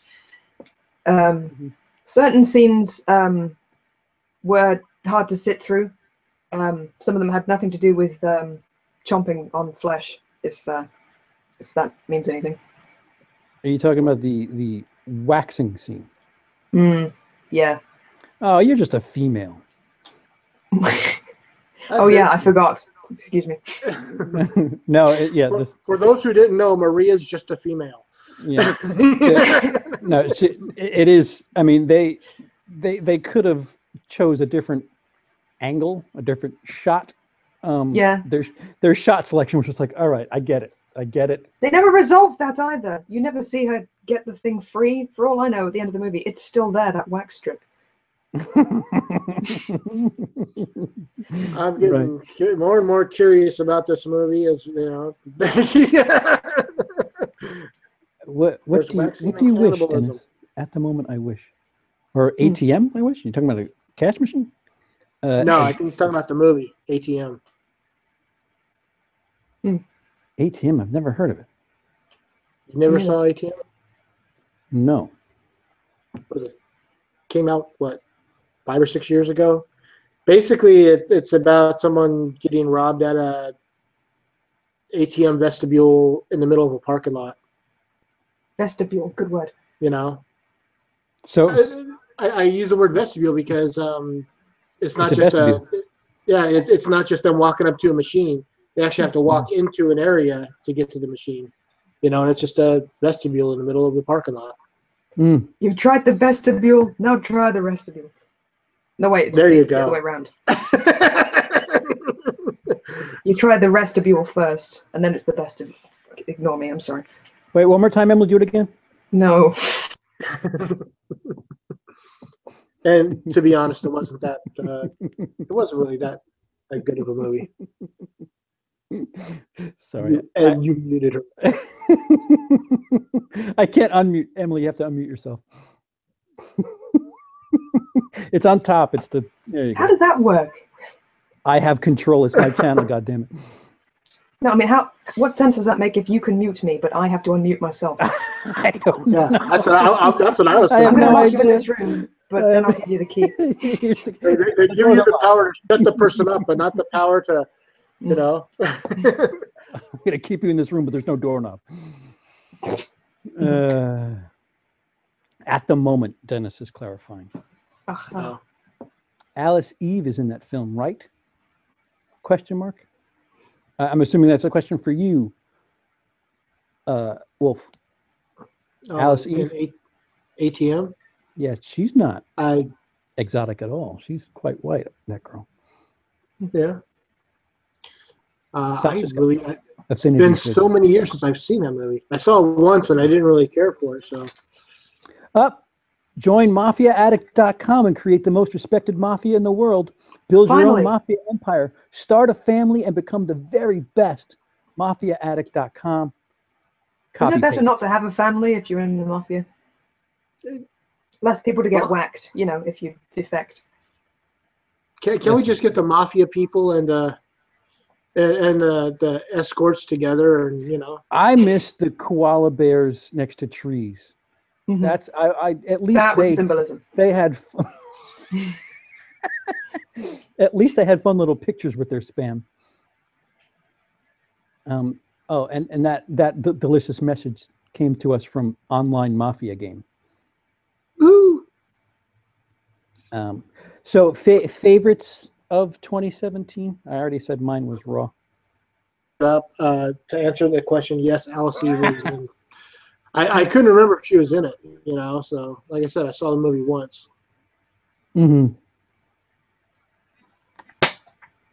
Hey, Emily's so excited she had a clap. So here's the synopsis for ATM. On a late-night visit to an ATM, 3 coworkers end up in a desperate fight for their lives when they become trapped by an unknown man. Oh, I thought we were going to be trapped inside the ATM. Yeah, they're trapped inside the little area, and that's pretty much it. So not inside the cash machine itself. It's not kind of... No. Oh. 2 out of 10. You're being very, very polite. All right, so Jason Hamilton says his favorite of 2017 is It, Raw, and Never Hike Alone. Well, that's favoritism. But they Never Hike Alone. See, that's it. It's a gray movie for me. It's not a released film. You can't. I mean, technically, you can go watch it for free right now if you want. You can't buy it in a store. You can't whatever. So it's a little gray. Yeah. I mean, I don't know. I liked a lot of movies this year, and if we're just going with one, you could do the medal system. Give us your top 3 in no particular order. A Cure for Wellness, which was I haven't seen that. Which is a very cool gothic horror type of movie. If you want, that's a movie you definitely need to see. I mean, if you're into the gothic type of ideas. What, asylum-based horror, is it? Yeah, well, so an accident happens out on the road, and this person that was in the car gets taken away to this castle, and there they're helped and brought back to health. But this guy I think he's from like the insurance company or whatever that the person works for, gets sent over there to find out what's going on. And while he's there, he finds the person that was in the car accident and talks to them, and they're like, "No, I'm fine." It's just really weird. Sounds kind of Get Out-ish. It's kind of like that, but it's just got a lot of deeper layers going for it. So that was like one of my favorites for this year. Another thing everyone knows that I am a sucker for, and that's shark movies, and I love 47 Meters Down. See, we meant to watch that a while back, but never did. And I'm a sucker for shark movies, and this was I'm a sucker for big tits. Oh wait, what? I'm sorry, Wolf. I didn't mean to throw you off there. No, they don't bother me. They don't bother me. I don't feel threatened by them one bit. That's an interesting. Everybody needs a flotation device. But 47 Meters Down was a fun movie. It was Daniel. Yeah. Called me Will. And then my third one would be, I'm looking at this list, and I'm like, we talked about a lot of them. You don't have to not list it because we already talked about it. No, but I'm just kind of, I'm like, I'm trying to think of what I would put in the third spot, And I think I'd put Life in the third spot. Really? Wow. Okay. I really liked Life. I thought it was a fun movie. To be fair, I didn't watch it to the end, so I don't know. I like the idea. I've always liked the idea of going back to the old Frankenstein movies, where some scientist who has the smarts to do what he can, becomes very negligent in the power he wields. You know, it's like, hey, look, we found this little bit of DNA from Mars. Well, let's add a little bit of this and see what happens. I like that idea. I mean, this guy went through. I mean, I'm just saying. I mean, the character went through college, became a scientist. He's like super smart, but he's dumb enough to go, well, you know what? I can contain space it. slime. Yeah, exactly. I like those. Those are the things. It's the same thing with Dr. Frankenstein. Dr. Frankenstein's like, well, I can take the parts of this person, this person. I can create life without God, you know? And that's kind of like what it was. It was kind of like Frankenstein in space. Prometheus. Yeah. 47 meters down was originally called In the Deep. Yep. Oh, Dennis, can't believe nobody had Bye Bye Man on their worst list. Emily, care to take over? Still haven't seen it. Yeah, that would have been my least favorite horror movie of the year. Someone on my channel covered it, so I don't know how much to say about it, but yeah, just blindingly awful. Channel? Who the fuck do you think you are? It was you, you asshole. Oh, excuse me. No, I don't know. me. So, one of your others covered it. Excuse me. Yeah, that's what I mean. Somebody on my channel, the nerve. Sorry. No, go ahead. Blindingly awful in every aspect. I don't know what else to say. Slender Man ripoff that was just the plot contortions and it was just dreadful. Occasionally you come across a movie that's so bad that you don't have much to say about it. It's just dreadful. Just terrible I know that feeling. Yeah. Did you see Bye Bye Man, Wolf? No, I haven't seen it yet, and I've been waiting for it. I've heard nothing but bad things about it, so I haven't. I've thought about buying it when it was on sale, and I'm like, well, I keep on hearing crap about it. So I'm just waiting for it to come to cable so I can record it, and like if I don't like it, then I just delete it, you know. And I haven't seen it yet.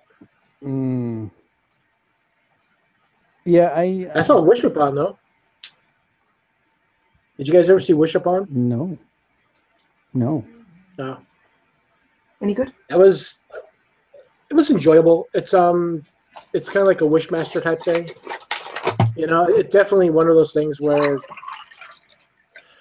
you got to be careful for what you wish for, because you know it reminded me a lot of a movie from early 2000s called Wishcraft. Where in the movie Wishcraft, this guy gets this little totem and he's entitled 3 wishes, but it's like someone's picking on, you know, so I wish this guy was dead, and all of a sudden he wakes up and the person's dead. And oh no. With this one, it was Chloe Grace Moretz, and her father was played by Ryan Phillippe. Oh, and yeah. He doesn't look old enough. Actually, he pulls it off. Really? Yeah, I mean, he's probably in his late 30s now. So yeah, not old enough to have birthed Chloe Grace Moretz. I don't know. Well, she's supposed to be in high school at the time. So we had Lee, and now we have the flavor of the month. Cody drops in and says, "Cult of Chucky's my most disappointing so far this year." I'm with you. I'm with you there. See, I don't want to say Resident Evil. I'm going by my list of worst, you know, best to worst. But yeah, Cult of Chucky, I felt, especially coming off of Curse, just such a fucking letdown. And yeah, I'm gonna agree with you there as the most disappointing. The sad thing is that all the Chucky movies are written by Don Mancini. Right, like, what is he a schizophrenic? Like, what the fuck is going on between 1 and what are we at 7, 8, 6, 7? 7. Like, I don't know. Is schizophrenic the right thing? Bride of Chucky, City Chucky. Yeah, 7. Yeah.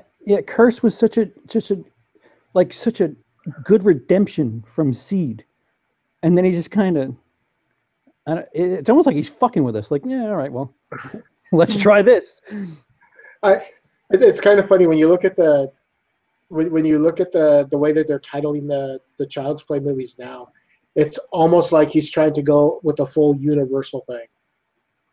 You know, trying to refer to the universe.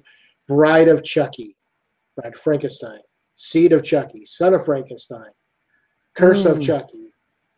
Curse of Chucky, you know. Curse of Well, the Universal Werewolf. does own or does release those movies, don't they? Universal? Yeah. Right. Yeah. So Curse of Chucky, Curse of the Werewolf, which was Hammer, you know, Cult of Chucky. It just feels like he's trying to get the more of a what am I trying to say? More of a following in a way. What are you reading? Cody says Don Mancini's an egomaniac. He still contends that seed is brilliance that people deny. See, I'll never accuse Cody of placating to a director, especially not with that fucking comment. Jesus Christ. Oh, not schizophrenic, more like Alzheimer's. He does something great, then forgets what he did and makes shit. Yeah. Yes, I had a dream once that someone told me that You, Me, and Dupree was a gender-swapped reimagining of A Streetcar Named Desire. Whoa. Now, what? Whoa. Yeah, I don't know how my brain came up with that, but I woke up and I was like, wait, no, it isn't.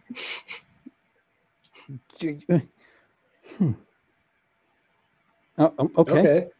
Dynamite dropping, Emily. Yeah. Yeah, feel free to ignore it if you might have to sit on that for the next month. So somebody brought up, I don't remember, I'm sorry. Somebody brought up 18's Halloween. We're kind of done with this year's talk. The more we hear about 2018's Halloween, the more I get leery, if I'm being honest. Because apparently this 2018 version of Halloween takes place, you're erasing every sequel, well, not erasing, but you know, whatever. Every sequel after Halloween 1 does not exist. Right. They've done that already once before with H2O. They erased 3 through 6. They really don't like those ones, do they? Huh? I said they really don't like those ones, do they? They have to erase it twice. Yeah, they're like, okay. No, seriously, forget it this time. They were like in H2O. She was like, "Well, you saw him die in the hospital when it blew up, and you know, so it is what it is." I'm so over the Halloween stuff. Yeah. The fact that Jamie Lee's coming back doesn't mean anything to me because she said, what, years ago, I'm retiring from acting. I'm no longer interested in doing it anymore. Now she's just Activia. She makes now she's just cashing a check, and it kind of annoys me. So all right. So how do we feel about retconning the sequels? And that so apparently this takes place like modern day, but you have to forget everything after Halloween. It depends on. I mean, honestly, when they came out, I've talked about this in the past on one of my videos. Where it comes down to it, there's many ways you can watch the Halloween movies. You can watch Halloween 1, 2. You can just watch them all the way through, or you can watch all the movies all together, or you can just watch Halloween and then watch 4, 5, and 6. Right. You know. Right. I mean, there's many. This is just another one of those attempts to go. Guess what? We now have another way you can watch the movies if you want. Yeah, what is it? 1, The first 1, movie, 2, 7.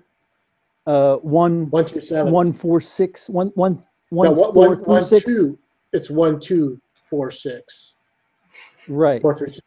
Because she supposedly meets the ambulance driver, which is Jamie Lloyd's father. You know, in the second one. Emily, you haven't seen very many Halloween sequels, have you? I've only seen the first one so far. Oh. Looking forward to number 3. That one's interesting to me. I'm wondering if we can preserve you for a little bit and do my Star Wars project with Halloween. Because if you watch Halloween 2018 and then watch 2 through whatever the shit, I'm curious to see to a set of virgin eyes what this little project is going to be, if it makes a difference. Like, so Emily, so am I watching chronologically? No, what I'm saying is, you're the rare case in this instance where you're the target audience for what they're trying to do.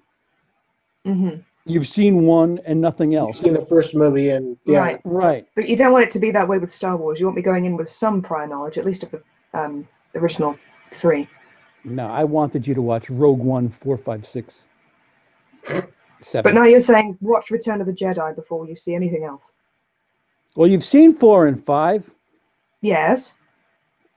Well, so now I got to watch 6, right? Then 6, and then 7, and then 8. You have a month. You have a month to get 6 and 7 done. Because that's 8 maybe doable. 8 is coming in a month. Oh, so I can skip the prequels. Oh yeah. Yeah, I'd strongly advise that. No jargon. But it's kind of weird. It's like Halloween is really the only series that you can really do this with, as far as cutting out middle films. It's like you can so you watch, can just jump to Freddy versus Jason, say. Yeah, you can watch a Nightmare on the Street and a New Nightmare. They kind of bookend one another without watching the rest of them. But if you don't watch part 3, where it kind of explains, because they're going to make reference to the fact that I don't know. You can't do that with Friday the 13th. You can't watch Friday the 13th 1 and then drop in on 7 and be like, wait, what? That's what I'm saying. Who's this guy? No, that's what I'm saying. I'm saying Halloween is the only franchise you can get away with it with. Because the sequels are it's so screwed up, dude. It really is. Yeah. They've messed that whole. Busta Rhymes. Come on. Resurrection. For as much as there's awful Friday the 13th movies, I'll be the first to admit, 10 shit, 9, 5, but go fuck yourself. Halloween Resurrection's worse than all of that shit. I think there's more shit Friday the 13th movies, but I think Halloween Resurrection is shittier than every major than Freddy, Michael, Jason. I think Halloween Resurrection is just so a middle finger to anything that people enjoy about those franchises. I think when it comes down to Halloween, Halloween 8, Resurrection, Halloween 6, The Curse of Michael Myers, and are the 2 biggest dog piles, in that entire series. I guess my point is if somehow you put, like, I don't know, Larry the Cable Guy in a Friday the 13th movie and have him pull off some shit where he's fucking Jason up, I would be insulted. I would say, go fuck yourself with this bullshit and taunting. And wait. I gotta catch up with the chat. How people hate Season of the Witch is beyond me. It's a great film, just a misleading title. Yeah, that's Halloween 3, right? That's the non-Michael Myers Halloween. Right. I love that movie. That one you can watch alone. That one's kind of its own thing. Yeah. Wolfman Jamie Lee's doing it for a check because she's not old enough to join AARP and get coverage. If they delete Halloween 2, you have to wonder where Loomis goes. Well, he's dead. Well, the real guy is dead. He's not dead at the end of part 1, though. Right, but if they're having it take place, if this 2018 sequel is taking place now, it's modern. Could they CGI him back in? They could. Oh yeah, do the Peter Cushing thing. Do what they did in Rogue One. Cody says, I think going the direction of Laurie and Michael not being siblings is the best way to give the franchise some new flavor. Right. You don't. Honestly, we find that out in the second one. Is that what that is? Yeah. Yeah. Okay. Yeah, that whole thing didn't come. That whole revelation didn't come till the second movie. And Carpenter, just kind of like wrote the story because he was stuck into making a sequel. Where are we? Daniel Hammond says, hopefully they take ideas from John Carpenter's Halloween 4, which I don't remember. Carpenter didn't do Halloween 4. Well, so there's a trick question.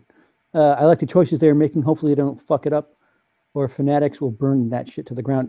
Danny McBride came out recently and said that he's hoping that he doesn't fuck it up, which is, don't say that publicly. Just they will. Well, I mean, it's not going to be. There's nobody loves everything anymore. Like that's just the way it goes.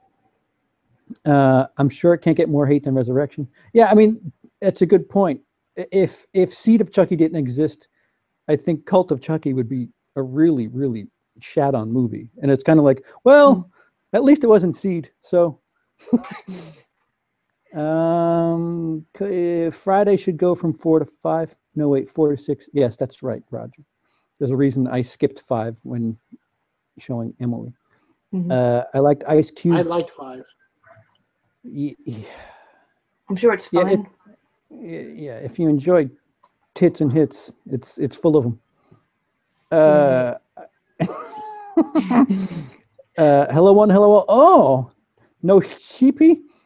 I joke. I get it. I get it. Friday, very funny. Undead now after 6. They should go from there. We're not talking about Jason. Yeah, no doubt. Robbie. CP, I think Jason X is better than Jason Goes to Hell. It pisses me off mostly because Jason isn't even in it that much. Well, he's in it, but he's a demon seed that you can only see when the slug goes into the body.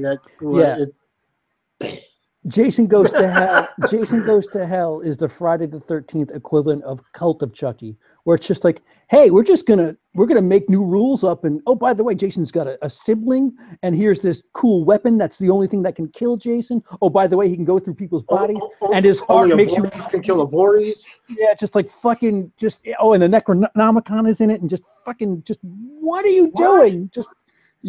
It's just go fuck yourself, the movie. That's what it is.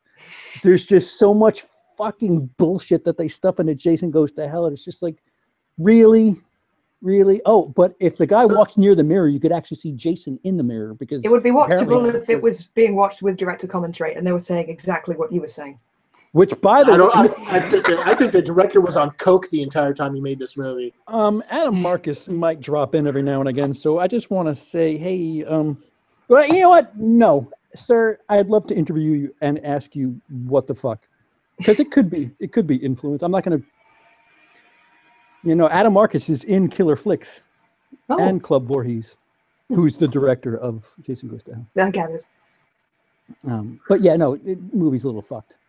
No, there's no little about it.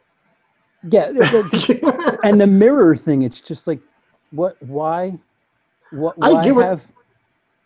I get what they were going for. Honestly, Jason Goes to Hell would be an awesome movie if it wasn't a Friday the 13th film. Yeah, okay. If it was anything, no. Honestly, if it was anything else, if it was anything else where this slug-like creature is like the demon seed of like a killer of some kind, basically it's Chucky. I mean, because Chucky's body is in a plastic doll because he did the voodoo ritual in the first film. Yeah. Here's the troubling thing about Jason Goes to Hell. You get the traditional Jason chase and kill scene to open the movie. Then they blow him up. Yeah. There's like Stephen 10 Williams. minutes in. And then there's the thing with the coroner, and then the heart starts beating on the coroner's table, and then the guy takes a bite out of it, and that's where you're watching like, as you do. Wait, what's happening? And then it just goes to shit from there. Well, and that's 12 minutes in, I think. Yeah, and then, like I said, one of the rules is, only a Voorhees can kill a Voorhees. Well, then Tommy Jarvis must be a Voorhees because he killed him back in part 4. Well, then the fucking dagger, and then fucking the Evil Dead, getting the fucking the Necronomicon. Yeah, like what? Like what? I think that was just a nod to. I mean, kind of like what Craven and Raimi did back in the early '80s. Craven put Hills Have Eyes posters in the Raimi did put the Hills Have Eyes poster in the Evil Dead movie, and then Craven put Evil Dead in Nightmare on Elm Street. I think it was just kind of a nod like that. It's just still frustrating. There's so much retconning and shoehorning in that one movie. It's just like, dude, there was 8 movies before this, and you put more shit in this one little movie that fucking It's just too much. And then there's the director's cut. You know, which I mean, because there's references I've seen it. Yeah, because at one time you could get the regular version, you can get like the extended director's cut. It's like, dude, why do I need the movie's just crap. It needs to be removed completely from, Friday the 13th history. Stephen Williams playing Duke.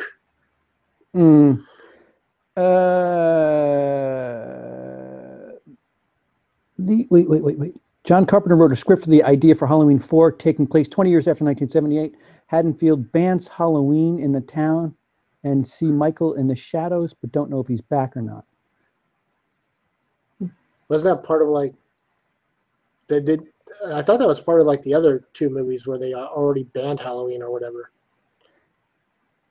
It's been so long since I watched the crappy sequels 4, 5, and 6. Roger said this before. Jason Goes to Hell is just a loose remake of the horror film The Hidden, which you've told me that numerous times, Roger, and I keep meaning to check it out. Although, the fear of the town eventually brings the evil shape back to continue the killings. That sounds like the Freddy vs. Jason premise. I'm not powerful enough. Whatever the fuck he says. Speaking of Jason Schwartzman was the original choice to play Donnie Darko. What the fuck? That's a stretch. That's not the Jason we're talking about. Oh, Mary Whiteside's here. Hi, Mary. Talk about the long way around the track, man. Speaking of Jason. Mary, thank you again for helping us last month. That was quite huge of you. Glad to see the three of you back for another episode. Thank you. Hoarder, I'll call you. Jason, the little slug thing is like the Trump of horror, only he didn't grab the body by the pussy. He went all the way up there. I thought Trump was the Trump of horror. Yeah, Trump's the Trump of everything. Trump. Check out CP's channel, Blues. This is the only one of many their episodes. Yeah, no. Robbie knows what's going on here. Jason Voorhees doesn't talk, so we can't do a ritual of any kind. Howdy, Mary. Hey, Jason. I wish I could that exited. What? I wish I could that exited about nothing. Wise words. I wish I could that exited about nothing. I wish I could get that excited about nothing. Yeah. There you go. Yeah, we're missing get and the C for excited, but thank you. Evil Dead 2 has Freddy's glove, Jason Hamilton tells us. James Wan throws a lot of hidden Easter eggs in his films as well. Are you kidding me, Roger? I was watching them before you were born. See, I didn't get to that, but yeah, Robbie's been here for a while. Robbie actually, I think, was one of the first people to figure out the special relationship, if I'm being blunt. So there's that. Anything coming out in 2018 that we're kind of looking forward to while we wrap it up? I was looking forward to Polaroid, but that thing got yanked. Oh, did it? Completely? Yeah. I think it's going to get shelved. Oh, the good old Amityville treatment. Yeah. When are you guys starting the skit? Did I miss it? I started uploading my portion last month. I'm sorry, that's a giant inside joke. Yeah, no. YouTube's been funky for me. It's going to take a while. Suspiria, good call, Roger. What are we expecting from Suspiria? They're remaking it? Well, yes. Yeah, and they're not focusing on color neither. They're kind of worthless, taking everything about what makes Suspiria awesome and not doing that. Yeah, Dakota Johnson's going to be the Jessica Harper of this film. Mm-hmm. I love the original Suspiria. It's one of my all-time favorite movies. So to remake it, they better do it right. If they don't, honestly, there's a lot of people out there who love that movie, and if that's one that they'll burn it down if they don't do it right. You know. See, I think it's enough of a cult movie that, the fans will be pissed, but I think they're trying to get a larger audience for whatever. Well, the nice to thing drum is up that attention for the old movie. Possibly. that's what I was gonna say. As I say, the nice thing is that the old movie will definitely get some attention. The people that haven't discovered that movie yet finally will, and they'll see what a genius Argento was, you know, or is. I mean, he's not dead. I don't know why I'm talking about him in the past tense. I have I have Tenebrae. Actually, I don't. Dennis has my copy of Tenebrae in my old room, which I still have yet to see. Really? Yeah. Did Dennis go to bed? Dennis, you gone already? Yeah, he said something. He said time, so I had to be quiet. So he could be in bed already. Pacific 2, take 2.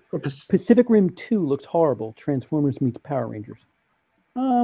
Yeah, but what's his face isn't directing it, right? I guess I saw the first one. I don't really remember who directed it or anything, but I did like it.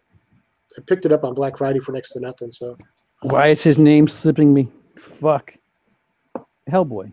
Guillermo del Toro. Oh. Yeah. That's why the name slipped me, because I have a hard time pronouncing that name. So Roger, I can't watch Tenebrae. It's not in my possession. I own it. It's just being I can't even go get it. My fucking passport's not here. Sorry. That's twice now, Emily. I believe it was Tenebrae was released in the US as Unseen. Really? Yeah. If I remember right. Emily, John Saxon. You looking forward to any 18 releases? Well, I'm not sure what's happening in terms of horror, apart from the ones we've already mentioned.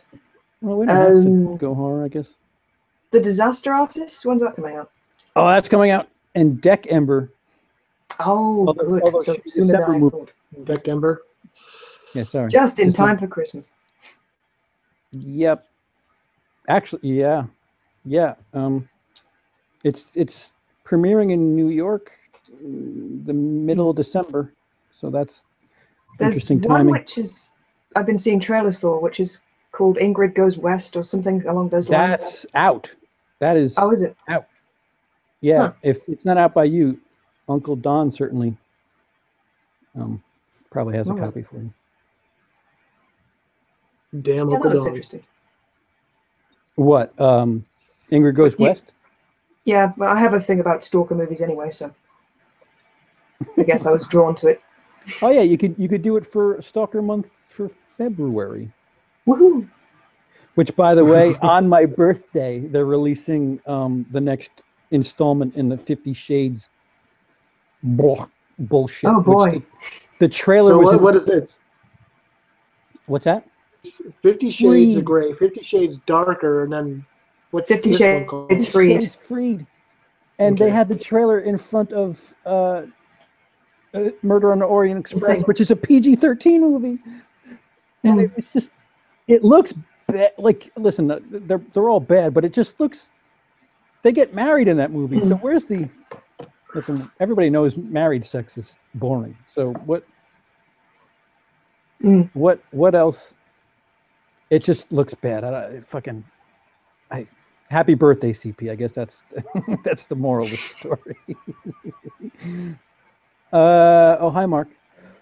Roger says, can't wait for 3 Billboards Outside Ebbing. Yes, Roger, I was meaning to go see either My Friend Dahmer or 3 Billboards this weekend, and I saw neither. That 3 Billboards should be nationwide, if not this weekend, next weekend. They might avoid this weekend because of that comic movie that's coming out. Ingrid Goes West is out on Blu-ray now. Sasha, is that true in England, though? I don't know if you could tell by her voice, but Emily is over on your rock. Rock. That's a good way to put it. Wait, what? What did you say? I said rock. I said oi. Oi. Oh, Oi, oi to the Hollywood. world. Hollywood, we are not tolerating sexual misconduct anymore. Violate this and we will destroy you. By the way, here's the trailer for 50 Shades Freed. Yep. Oh boy. Please tell me what the Weinstein Company produced that. That'd be fucking incredible. Okay, why is my profile pic altering in the chat? I don't know. Who's your alt? I can't make your profile pic out. So I guess if somebody's watching the future, I have to do this. What are the? Is that the Armis? What's her tits from? What? I can't tell who that face is. I ain't got time to bleed that face. It looks like what's her face from Blade Runner, but I certainly could be wrong. Oh. Kevin Spacey makes a cameo. There's a few movies. I mean, a few horror films coming out in 2018. I wanted to see Polaroid, The Nun. The Nun, which is a takeoff of The Conjuring 2, which is a story of Velek. Wow. Mm-hmm. Insidious 4 is coming out. Yay. Which how could there be only 3? It's actually we're doing another prequel. It talks about, they got Lynn Shay to come back, and it's about how everything all happened to her when she was younger. Oh, Lynn. I actually like part 3 better than parts 1 and 2. Insidious, that's one with Darth Maul in it, right? Yeah. Yeah, I haven't seen. Sinister's the one with the boogeyman type dude. Did that get a sequel? Shouldn't have done. Has anybody heard of the? Is there any art housey shit that? It seems like every year now since about 2014, there's been like a Babadook, and It Follows. This year was Get Out and or Raw. There seems to be a lot of progressing. There's a movie. I don't know if it's art house, but I know there's one called Cadaver. Okay. I did the Lee thing. I said art house. Why did I say art house? Fucking Lee's in my subconscious. Oh my God, we can't have Lee there. It's happening. It's exactly what all that social media presence is doing. We're gonna get C. Lee. C. Lee. Absolutely. No, but Cadaver. This person takes a job at a morgue, and all of a sudden, creepy shit starts. When I was reading about it, reminded me a lot of De La Morte de la Mora, the Cemetery Man from the early '90s. So that sounds kind of cool. And they're coming out with a new Purge. Are they another really? Purge movie? Yeah. I'll tell you why they keep making those movies, because we're getting closer and closer to actually having it. That's why. Ain't that the truth? I The remember Purge works, though, clearly. Fake news. The Killing of a Sacred Deer looks pretty damn good and is art house, I'm pretty sure. Killing of a Sacred Deer is playing here by me. That I could actually go see if I wanted to. I don't know anything about that movie. See, I wish I had known. Daniel. Kevin Spacey could be Freddy in the upcoming Nightmare on Elm Street. He fits the role perfectly. Oh, brother. Yeah, somebody in Killer Flicks had a picture of Kevin Spacey leaning over the bathtub with Nina Suvari from American Beauty and said, "Doesn't this look creepy now?" And my one response was, "No, it's a girl." Why would that be creepy? If Kevin Spacey could be Freddy, I would fund the movie. Somehow. Yeah, but not Byrne, just Kevin Spacey as Kevin Spacey. Oh, yeah, absolutely. Kevin Spacey as Kevin Spacey from The Ref and or Kevin Spacey from American Beauty. We need less ghost stories and more home invasion films. Keep it real horror. Or keep it real horror? Home invasion. Home invasion. Yeah, no, I think with what's going on, well, in both of our countries, I think you're going to get a lot more stuff like that. This fucking, people barricading themselves. Yes. Strangers 2 is supposed to be coming out. Really? That's kind of exciting. Yeah. All right. Well, remember when films were not made by committees? No. Been quite a long time since that's happened. All right. So, yeah, this probably does it. What? Go ahead. I mean, as I say, corporate took over in the 90s. Yeah. You know? Lately, it's just, cookie cutter. Like I said, I want to be excited for Justice League. I just don't fucking care. I don't care. I'm gonna go because I have a movie pass. I'll go watch it. I'll enjoy my food. I'd much rather go see My Friend Dahmer or 3 Billboards, but they're not going to be playing because you need to have Justice League on 16 screens. So, womp womp. Yeah. What sucks is I want to see. I didn't get a chance to see last weekend. I want to see Murder on the Orient Express. And I'm hoping it's playing early enough to. Are you going to double bill it? Is that what you're saying? No, God, no. I'm going to ignore Justice League. Fuck them. Good for you. They've done nothing but screw the DC franchise up. Suicide Squad. What a joke. You know beef. So right. Have you all seen the Mindhunter series on Netflix? I thought it was awesome.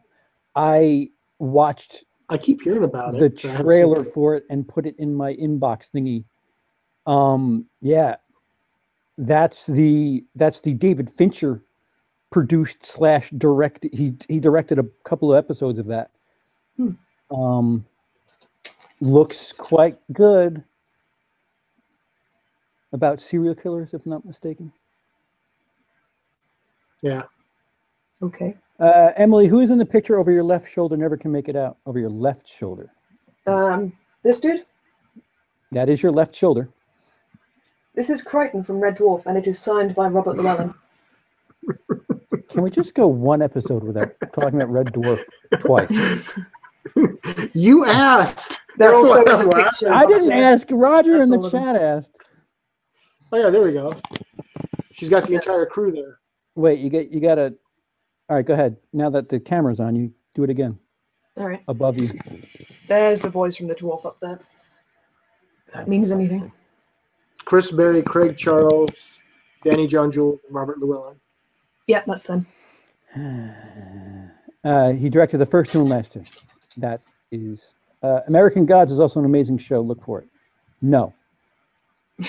That's on Stars. I haven't checked that out at all. I'd like to finish the book first. Ugh, reading. How dare you read? Oh my God. Haven't we learned that I can't read by calling her Maria by reading Raw and whatever the fuck the combination was? I'm trying to get you to see Star Wars, and you're over there reading literature. Literature. Yeah, don't you know that Star Wars is nothing but Shakespeare? Yes. All right, so we're coming up on 3 hours. We might as well wrap it up. Oh, blimey, so we are. Wolf, what do you got coming up other than D. Wallace tonight?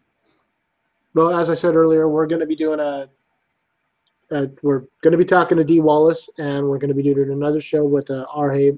Mihailioff. If you don't know who he is, he was in Hatchet 2, and he played Leatherface in Leatherface Texas Chainsaw Massacre 3. And that right now is just pretty much what I have going on. I don't have anything else scheduled for the week, but I'm going to be on it. We're not going to be together for a couple of weeks, so if you got something special coming up in the next month, why don't you shoot that off too? I'm trying to think who this whole month over on Wicked Horror Show is going to be like a bunch of names. I mean, oh, that's right. I remember hearing that list the last time I was with you in the Dorkening. I was like, well, I might need to be free for some of that shit. So it's definitely every Tuesday. Check out the Wicked Horror Show over on the Dorkening.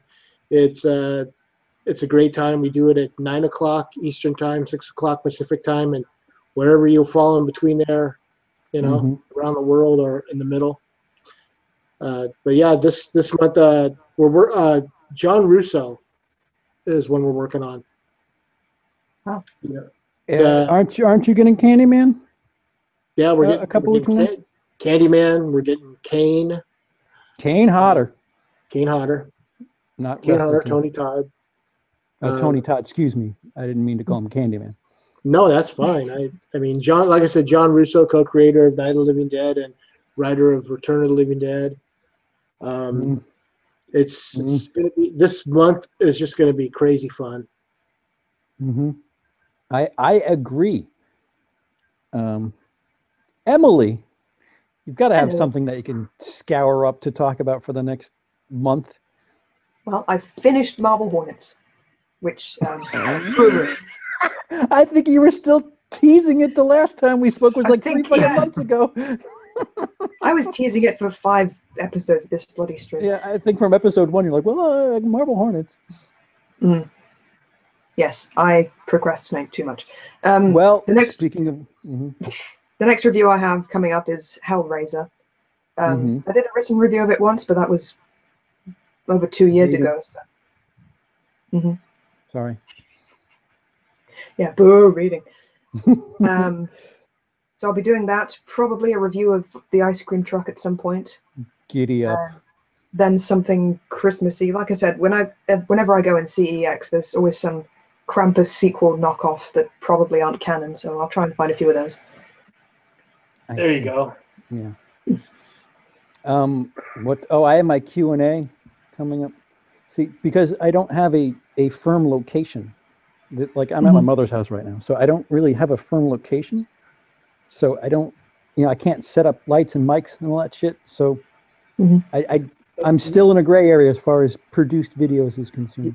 What are you gonna say, Wolf? You can set that stuff up. You don't want to. I can. It's just there's fucking cats here, and I'm like if you thought I was a guest at Dennis's house, I'm in a living room here. So you might have heard her coming and going, and cats coming and going.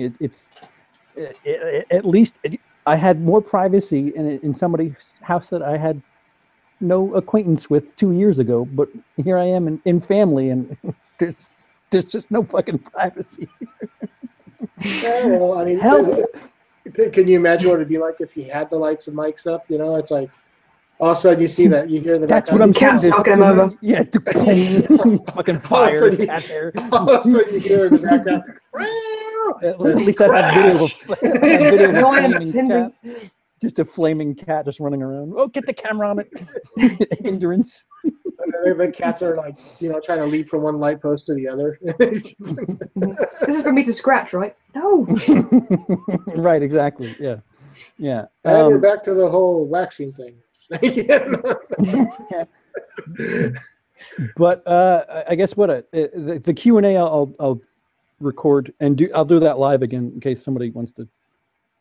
Whatever. I still never. As long as I've been on YouTube, I've never done a Q&A. Good for you. It's kind of.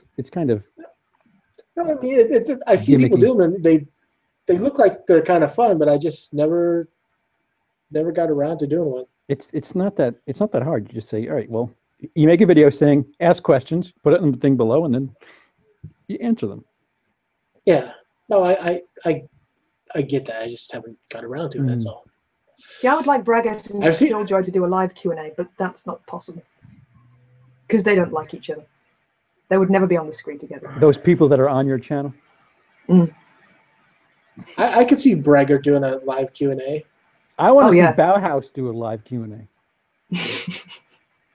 That could be arranged. I'm sure. Well, yeah, there's going to be Emily and I will probably get the second list of 10 done sometime before 2018, right, Emily? At least that's the plan. The CP drags Emily through movies that she should have seen by now list. Yes, pretty much. That list of hers is pretty long. I've sent her movies to check out.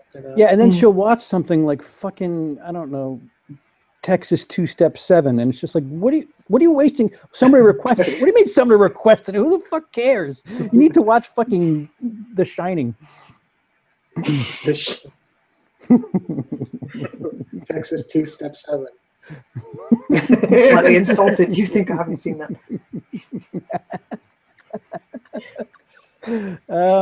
Yeah. All right. Anything else before we leave this mortal coil? I'm waiting for Wolf to do his sign off. Oh right. Yeah. It's yeah. You got to do your scripted sign off, Wolf. Please. Okay. Every Tuesdays. Oh. Tumblr. I mean,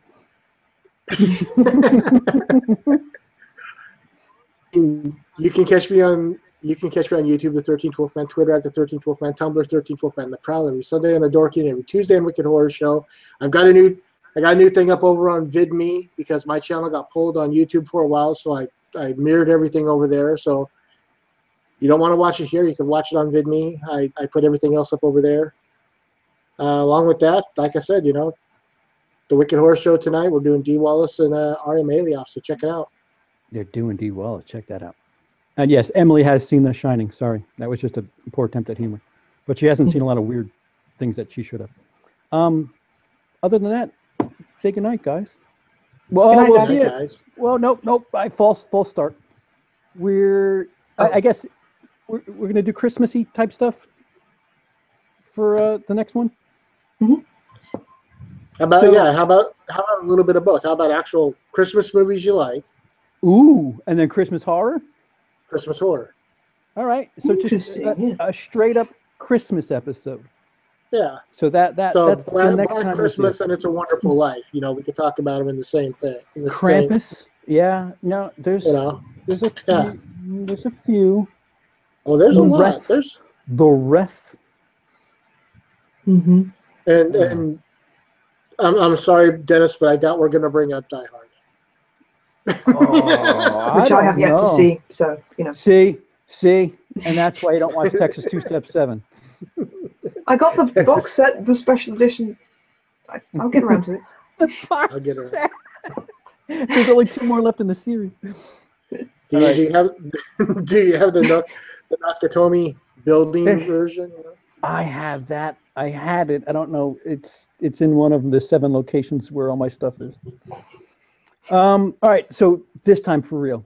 So we're gonna do Christmas movies next time, guys. If you have something Christmassy, put it in the comment section that you'd like to see us talk about. Right. And we'll. And what are your favorite Christmas movies? Our Christmas horror films. Right. So you have a couple of weeks to think about it, and or put it in the chat. Or not chat in the comment section. In the comment section, yeah. Because the chat disappears when we're gone. Right. Mm-hmm. So yeah. Right. All right. Now say goodbye, everybody. Goodbye. So we will. So one last false start. No. You did that on purpose. Right. Go ahead, Wolf. No. So like I said, we'll do this. Like we were saying, we'll do this next month. But I was trying to bring up a date. Oh. Like, is it exactly a month? Exactly a month might be. Oh wait, exactly a month. Tuesday. Is that good for you, Emily? That'd be the 12th. Yeah, I don't think I'm doing anything that evening. So that'd be what, the 13th of December? The 12th of December. Okay. The 12th. Okay. Yep. All right. Yeah. So now say goodbye.